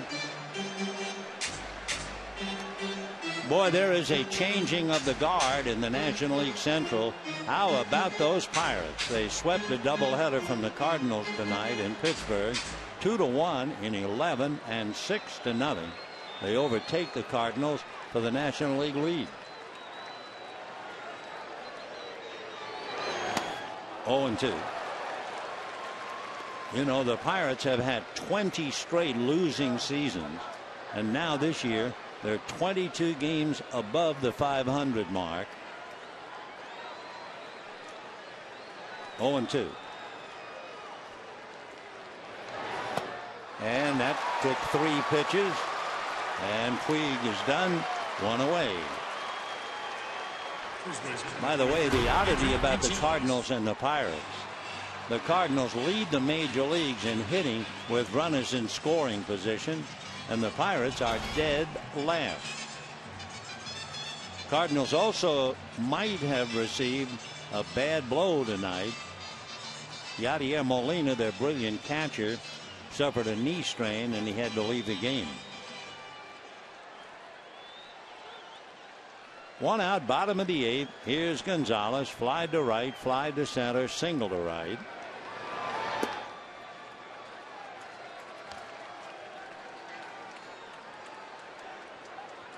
Fine performance by Andrew Pettit. 2 runs and 8 hits in his 7 innings of work. No walks, couple of strikeouts. Puig doubled. Ramirez singled him home. Uribe homered, and that was it. Dodgers did have a man thrown out at the plate. 2-0.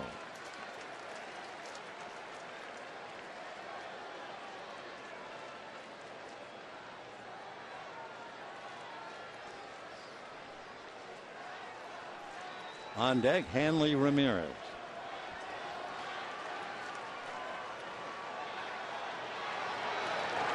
Fouled away.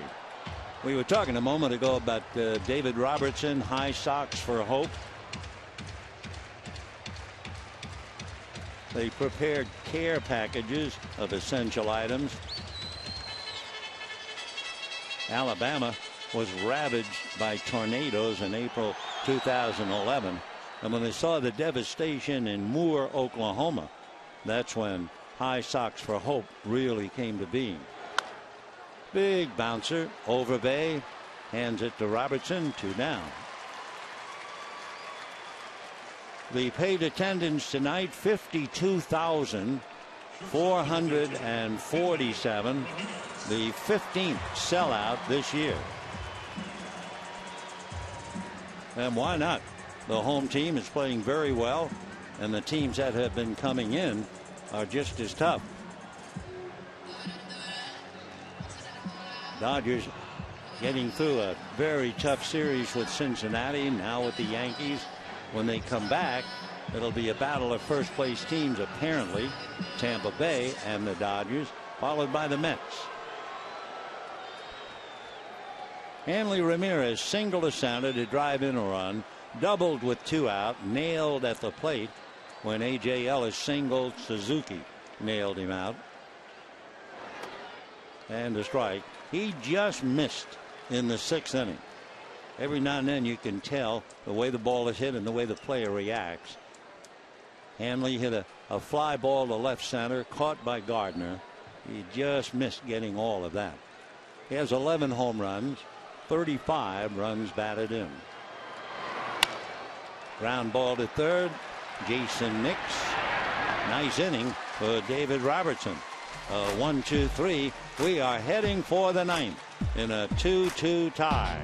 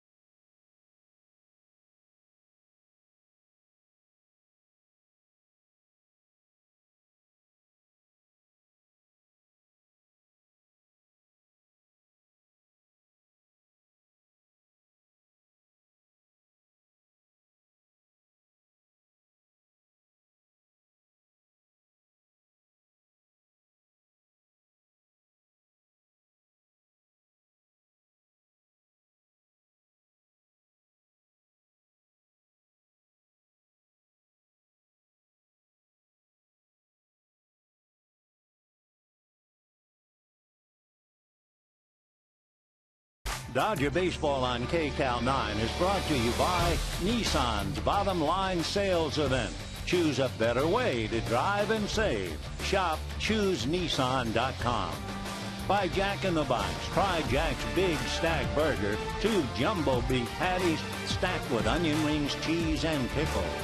And by your SoCal Dodge dealers and the Dodge Dart. Dodge. New rules.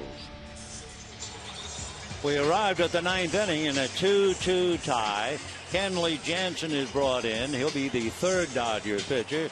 Greinke wins 7. Belisario a quick 8th. And now Kenley with a split record of 3-3. Remarkable set of numbers. 72 strikeouts and only 9 walks. He's getting ready to pitch to Robinson Cano, then Soriano, and then Overbay. That would be the heart of the Yankee lineup. Robinson Cano hitting .297. He's had 22 RBIs in the month of July. You have to be very careful with him on the first pitch. He has 31 base hits on the first pitch. He has 38 of his run batted in on the road. He is 1 for 3 tonight.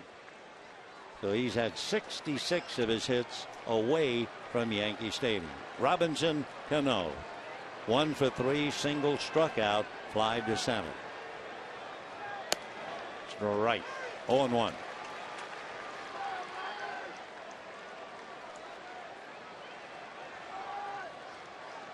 Interesting watching Cano and Derek Jeter play catch before the game. I don't think I've ever seen anything like it. I don't know if they do it at Yankee Stadium or not. There were a lot of people on the field before the game.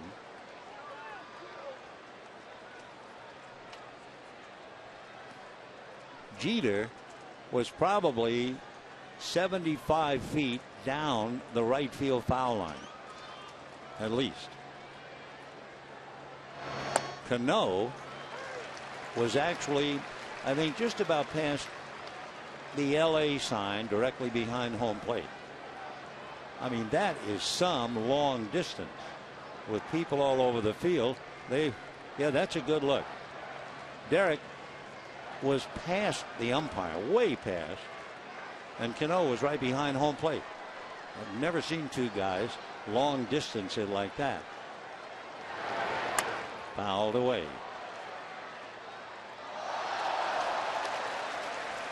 Cano hitting .297.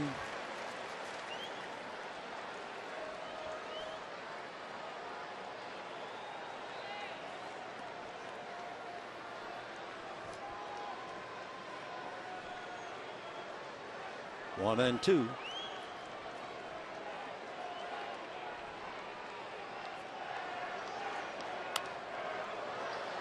Cano was an all-star in 2010.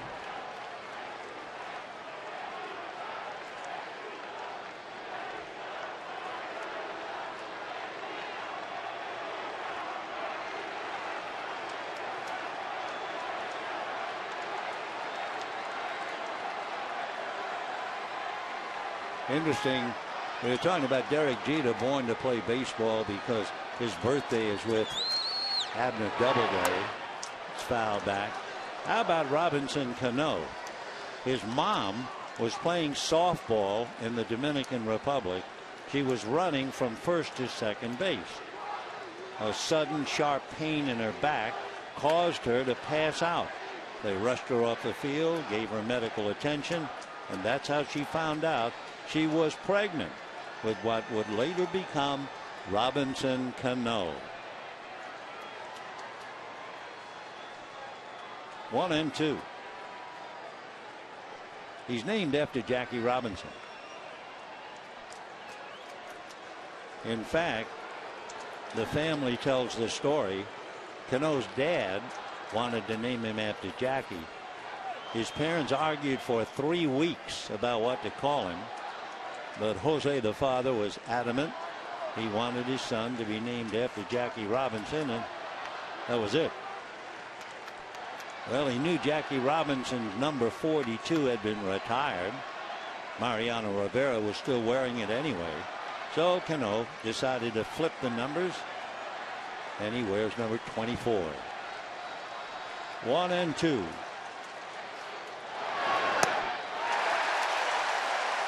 So Cano strikes out a second time, 1 out in the 9th inning, and the batter will be Alfonso Soriano. Fastball that seemed to tail away. Look at the movement on that thing. 1 away. Kenley Jansen has now struck out 73 and walked 9. Soriano struck out, doubled, scored on a ground ball after being wild pitched to third. Last time up, popped up.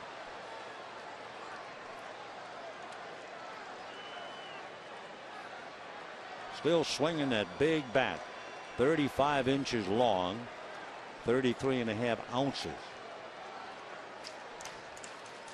I've heard stories, I've never ever seen proof of it, that one time Babe Ruth swung a 54-ounce bat. Heard that. In Baltimore, there's a small museum about Babe Ruth, and I think one of the bats in there was like 44 ounces. 0-2. Soriano with Lyle Overbay on deck. We're in the 9th. 0-2. Foul back. Jansen hitting 94 on the gun. That's basically his neighborhood.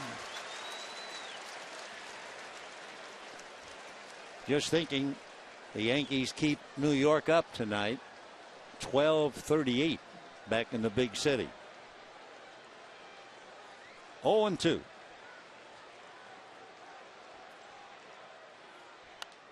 Another foul ball.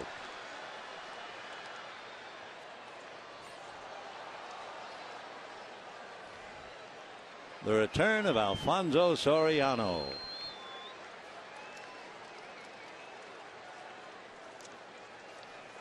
Soriano was with the Yankees 2001, left to go to the Rangers in 04, then the Nationals and the Cubs, and now he's back.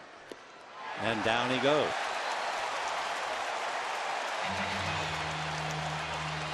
So Jansen comes in, strikes out 2. 9 Yankees have struck out tonight. Bad ball, but Soriano badly fooled. 2 out. And the batter Lyle Overbay homered, grounded to short, grounded to second, 1 for 3. When the Dodgers come up in the bottom of the 9th, they are due to send up A.J. Ellis, Andre Ethier, and Juan Uribe. If anybody gets on, Mark Ellis. In case you're wondering, no, Mariano is not up.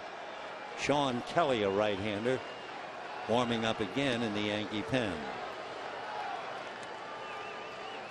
1 ball and no strikes. Has anybody here seen Kelly? There he is.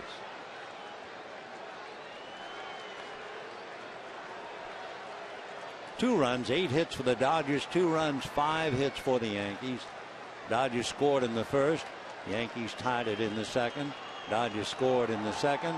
Yankees tied it in the fourth, and that's it. Yankees have had 1 hit since Soriano's double in the 4th inning. That was a 1-out double by Suzuki. Dodgers, meanwhile, since A.J. Ellis singled and Ramirez thrown out at the plate, guess who's warming up? Mariano Rivera. Anyway, the Dodgers have had only 2 hits since the 3rd inning. High fly ball down the line. Crawford racing over. He's there. So Jansen comes in, retires the side in order. And here we go. Bottom of the 9th in a 2-2 tie. But who's coming in out of that Yankee bullpen? We'll find out when we come back.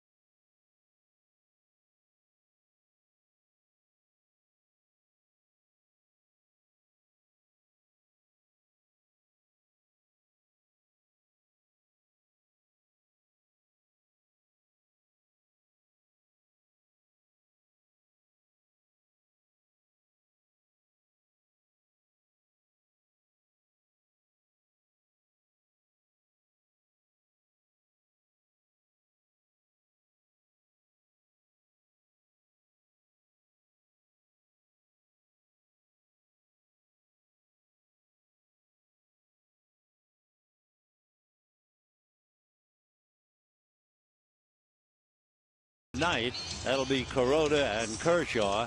Then the Dodgers hit the road in Chicago for 3. 2 games on Prime, 1 on Fox, and then the final game in the Cubs Sunday, that's on Prime. Dodgers then move and play 4 in St. Louis and come home to play Tampa Bay on Friday, August the 9th. Hope you make your plans to be with us while the ball club is on the road. Sean Kelly out of Louisville, Kentucky, 6'2", 220, originally signed by the Mariners about 6 years ago. Went to Austin Peay State University. He has inherited, although he doesn't inherit any runners now, but he has inherited 25 runners this year, and only 2 have scored. So he's been very strong for the Yankees. 29 years old, facing A.J. Ellis, and this sellout crowd of 52,000 starting to make some noise. Kelly, first pitch to the screen, ball 1. He had Tommy John surgery back in 2003.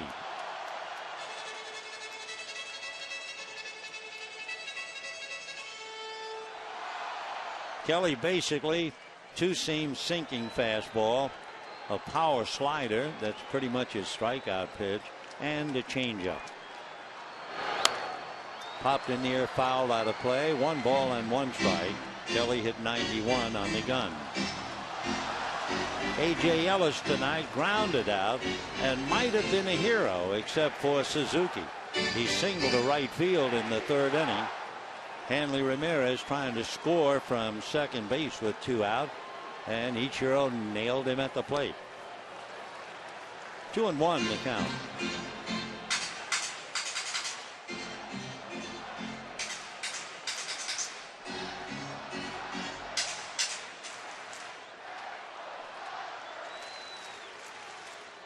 Off speed, check swing, and a strike. Here's the play. The bouncer to right. Suzuki lines it up. Stewart right there waiting for Hanley Ramirez. Ichiro making a good play. Ground ball to short. Jeter. 1 away in the 9th inning. And the batter, Andre Ethier. Down in the Dodger bullpen, Brandon Lee begins to warm up.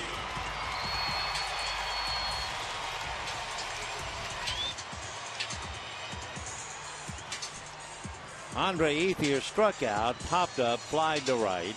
All 3 at-bats against Andy Pettit.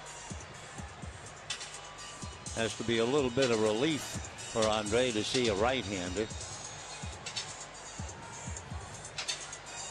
Ethier hitting .276, 5 home runs against right-handers.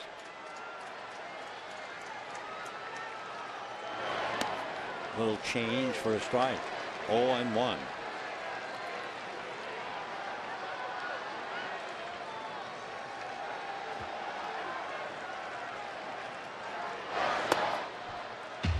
One ball and 1 strike.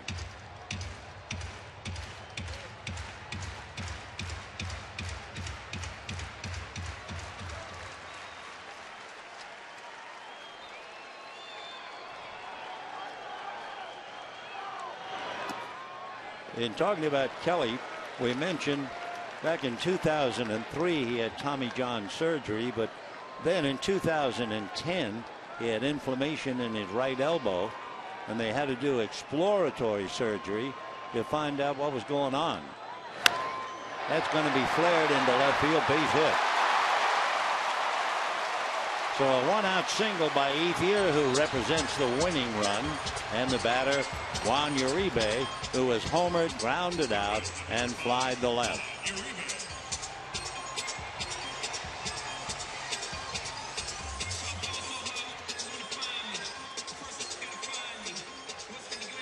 One out in the 9th and a 2-2 tie.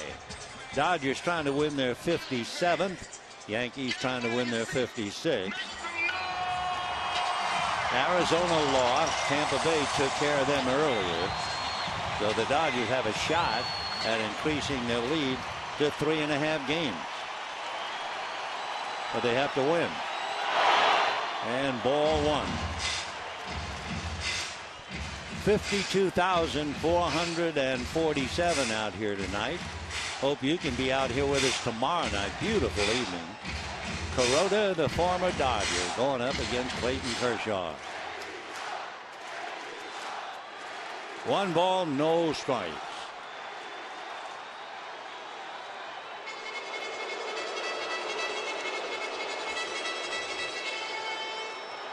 Andre Ethier has stolen 3, but he's been caught 3. Dodger cheerleaders led by Hanley Ramirez and Yasiel Puig. They are particularly cheering for Juan Uribe.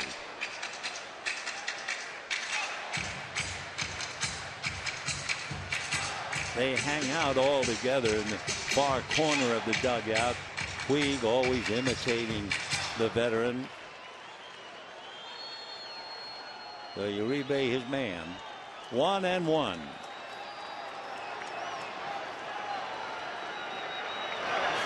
Fastball. Came up there at 93. 1-2 the count to Juan Uribe. One out. On deck, Mark Ellis. Dodgers have won 9 out of 10 since the All-Star break. A Dodger team has done that 5 times. No Dodger team has gone 10-1 following the break. And this club is trying to do just that. Don Mattingly trying to do it against his old club.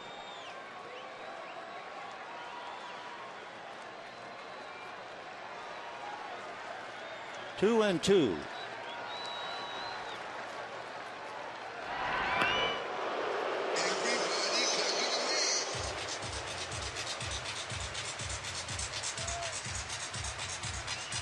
Uribe has struck out twice as much as he has walked. 2-2.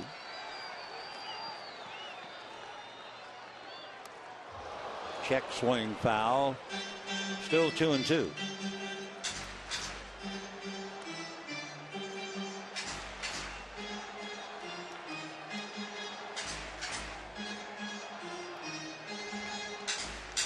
Greinke, Belisario, and Jansen for the Dodgers. Pettit, Robertson, and Kelly for the Yankees.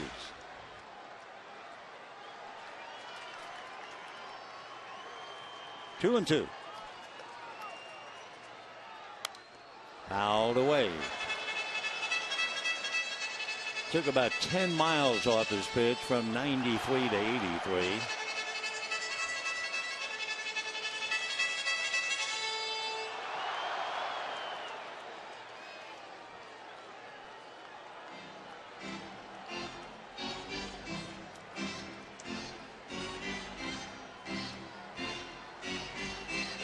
Dodgers scored a run in the first, a run in the second. Yankees scored a run in the second, a run in the fourth, and they've been scoreless ever since. Ninth inning, 2-2, and a 2-2 count. Popped in the air, foul, no play, back in the crowd. Lost bat.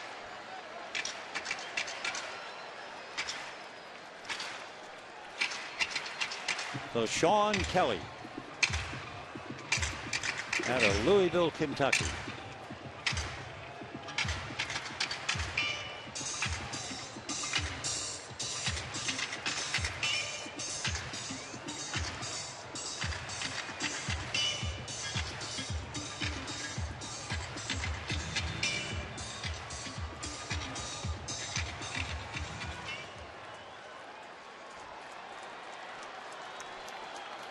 Two balls and two strikes. Got him. Fastball up and in. Fastball was 93. And down goes Uribe. So the batter now will be Mark Ellis. So Kelly picks up a strikeout. Puig struck out against Robertson. Mark Ellis has grounded to third, lined out to right, and singled to center. Skip Schumacher comes out on deck. He would bat for Jansen should Ellis get aboard. Brandon League in the pen.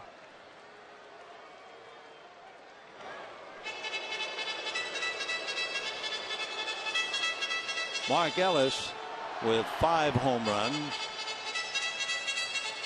33 runs batted in. Started the game at 276. And a strike. So Kelly going right after the hitters. Got Ellis on a ground ball.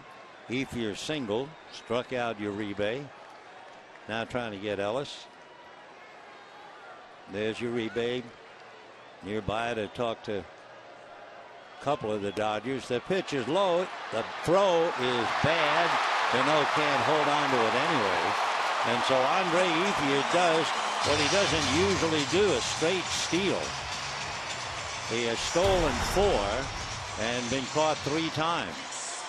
Stewart's throw was a poor throw, but Cano, had he held on to it, might have been able to make the tag. He never could hold on. So Ethier steals his fourth. Now, what are they going to do with Mark Ellis? Jeter comes in to talk to Kelly. To repeat, Schumacher on deck to bat for Jansen. Boone Logan, a left-hander, throwing in the pen, just in case Schumacher gets up there. 1-1 to Mark Ellis. Ball 2. 2-1.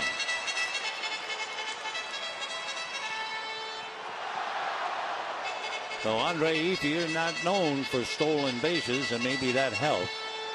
Out there now representing the winning run. The outfield, shallow in center, shallow in right, reasonable depth in left. Ball 3. Tim Wallach has his back to the hitter. He's in front of the coaching box. All he thinks about is Ethier. 3-1. Little breaking ball for a strike. 3-2.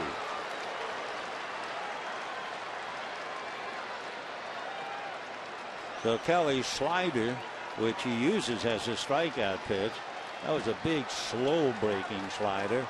Let's see what he does now.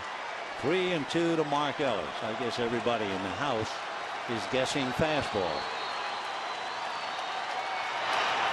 And it's fouled away. Not much on that. That was more change than anything else. That was 81.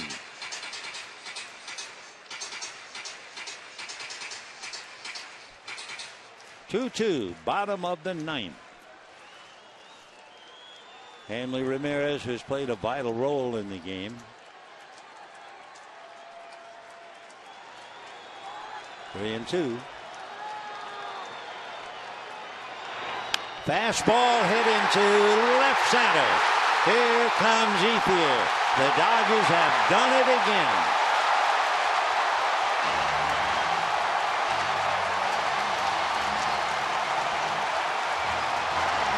So Mark Ellis swinging 3-1. Gets the base hit just over the leaping Jeter's glove. Scoring with 2 out is Ethier. And for the Dodgers, 3 runs, 10 hits, no errors. For the Yankees, 2 runs, 5 hits, no errors. The winner is Jansen. The loser is Kelly. And of course, Mark Ellis is a big winner along with Ethier, who had that stolen base. The Dodgers, for the first time in the history of the ball club, are 10-1 since the All-Star game. They are 27-6 in the last 33 games. That's the best 33-game stretch for the Dodgers since the National League champion 1953 team that played the Yankees in the World Series. So the Dodgers somehow come up with it. The big surprise really tonight, the stolen base by Andre Ethier that was cashed in. We'll be right back.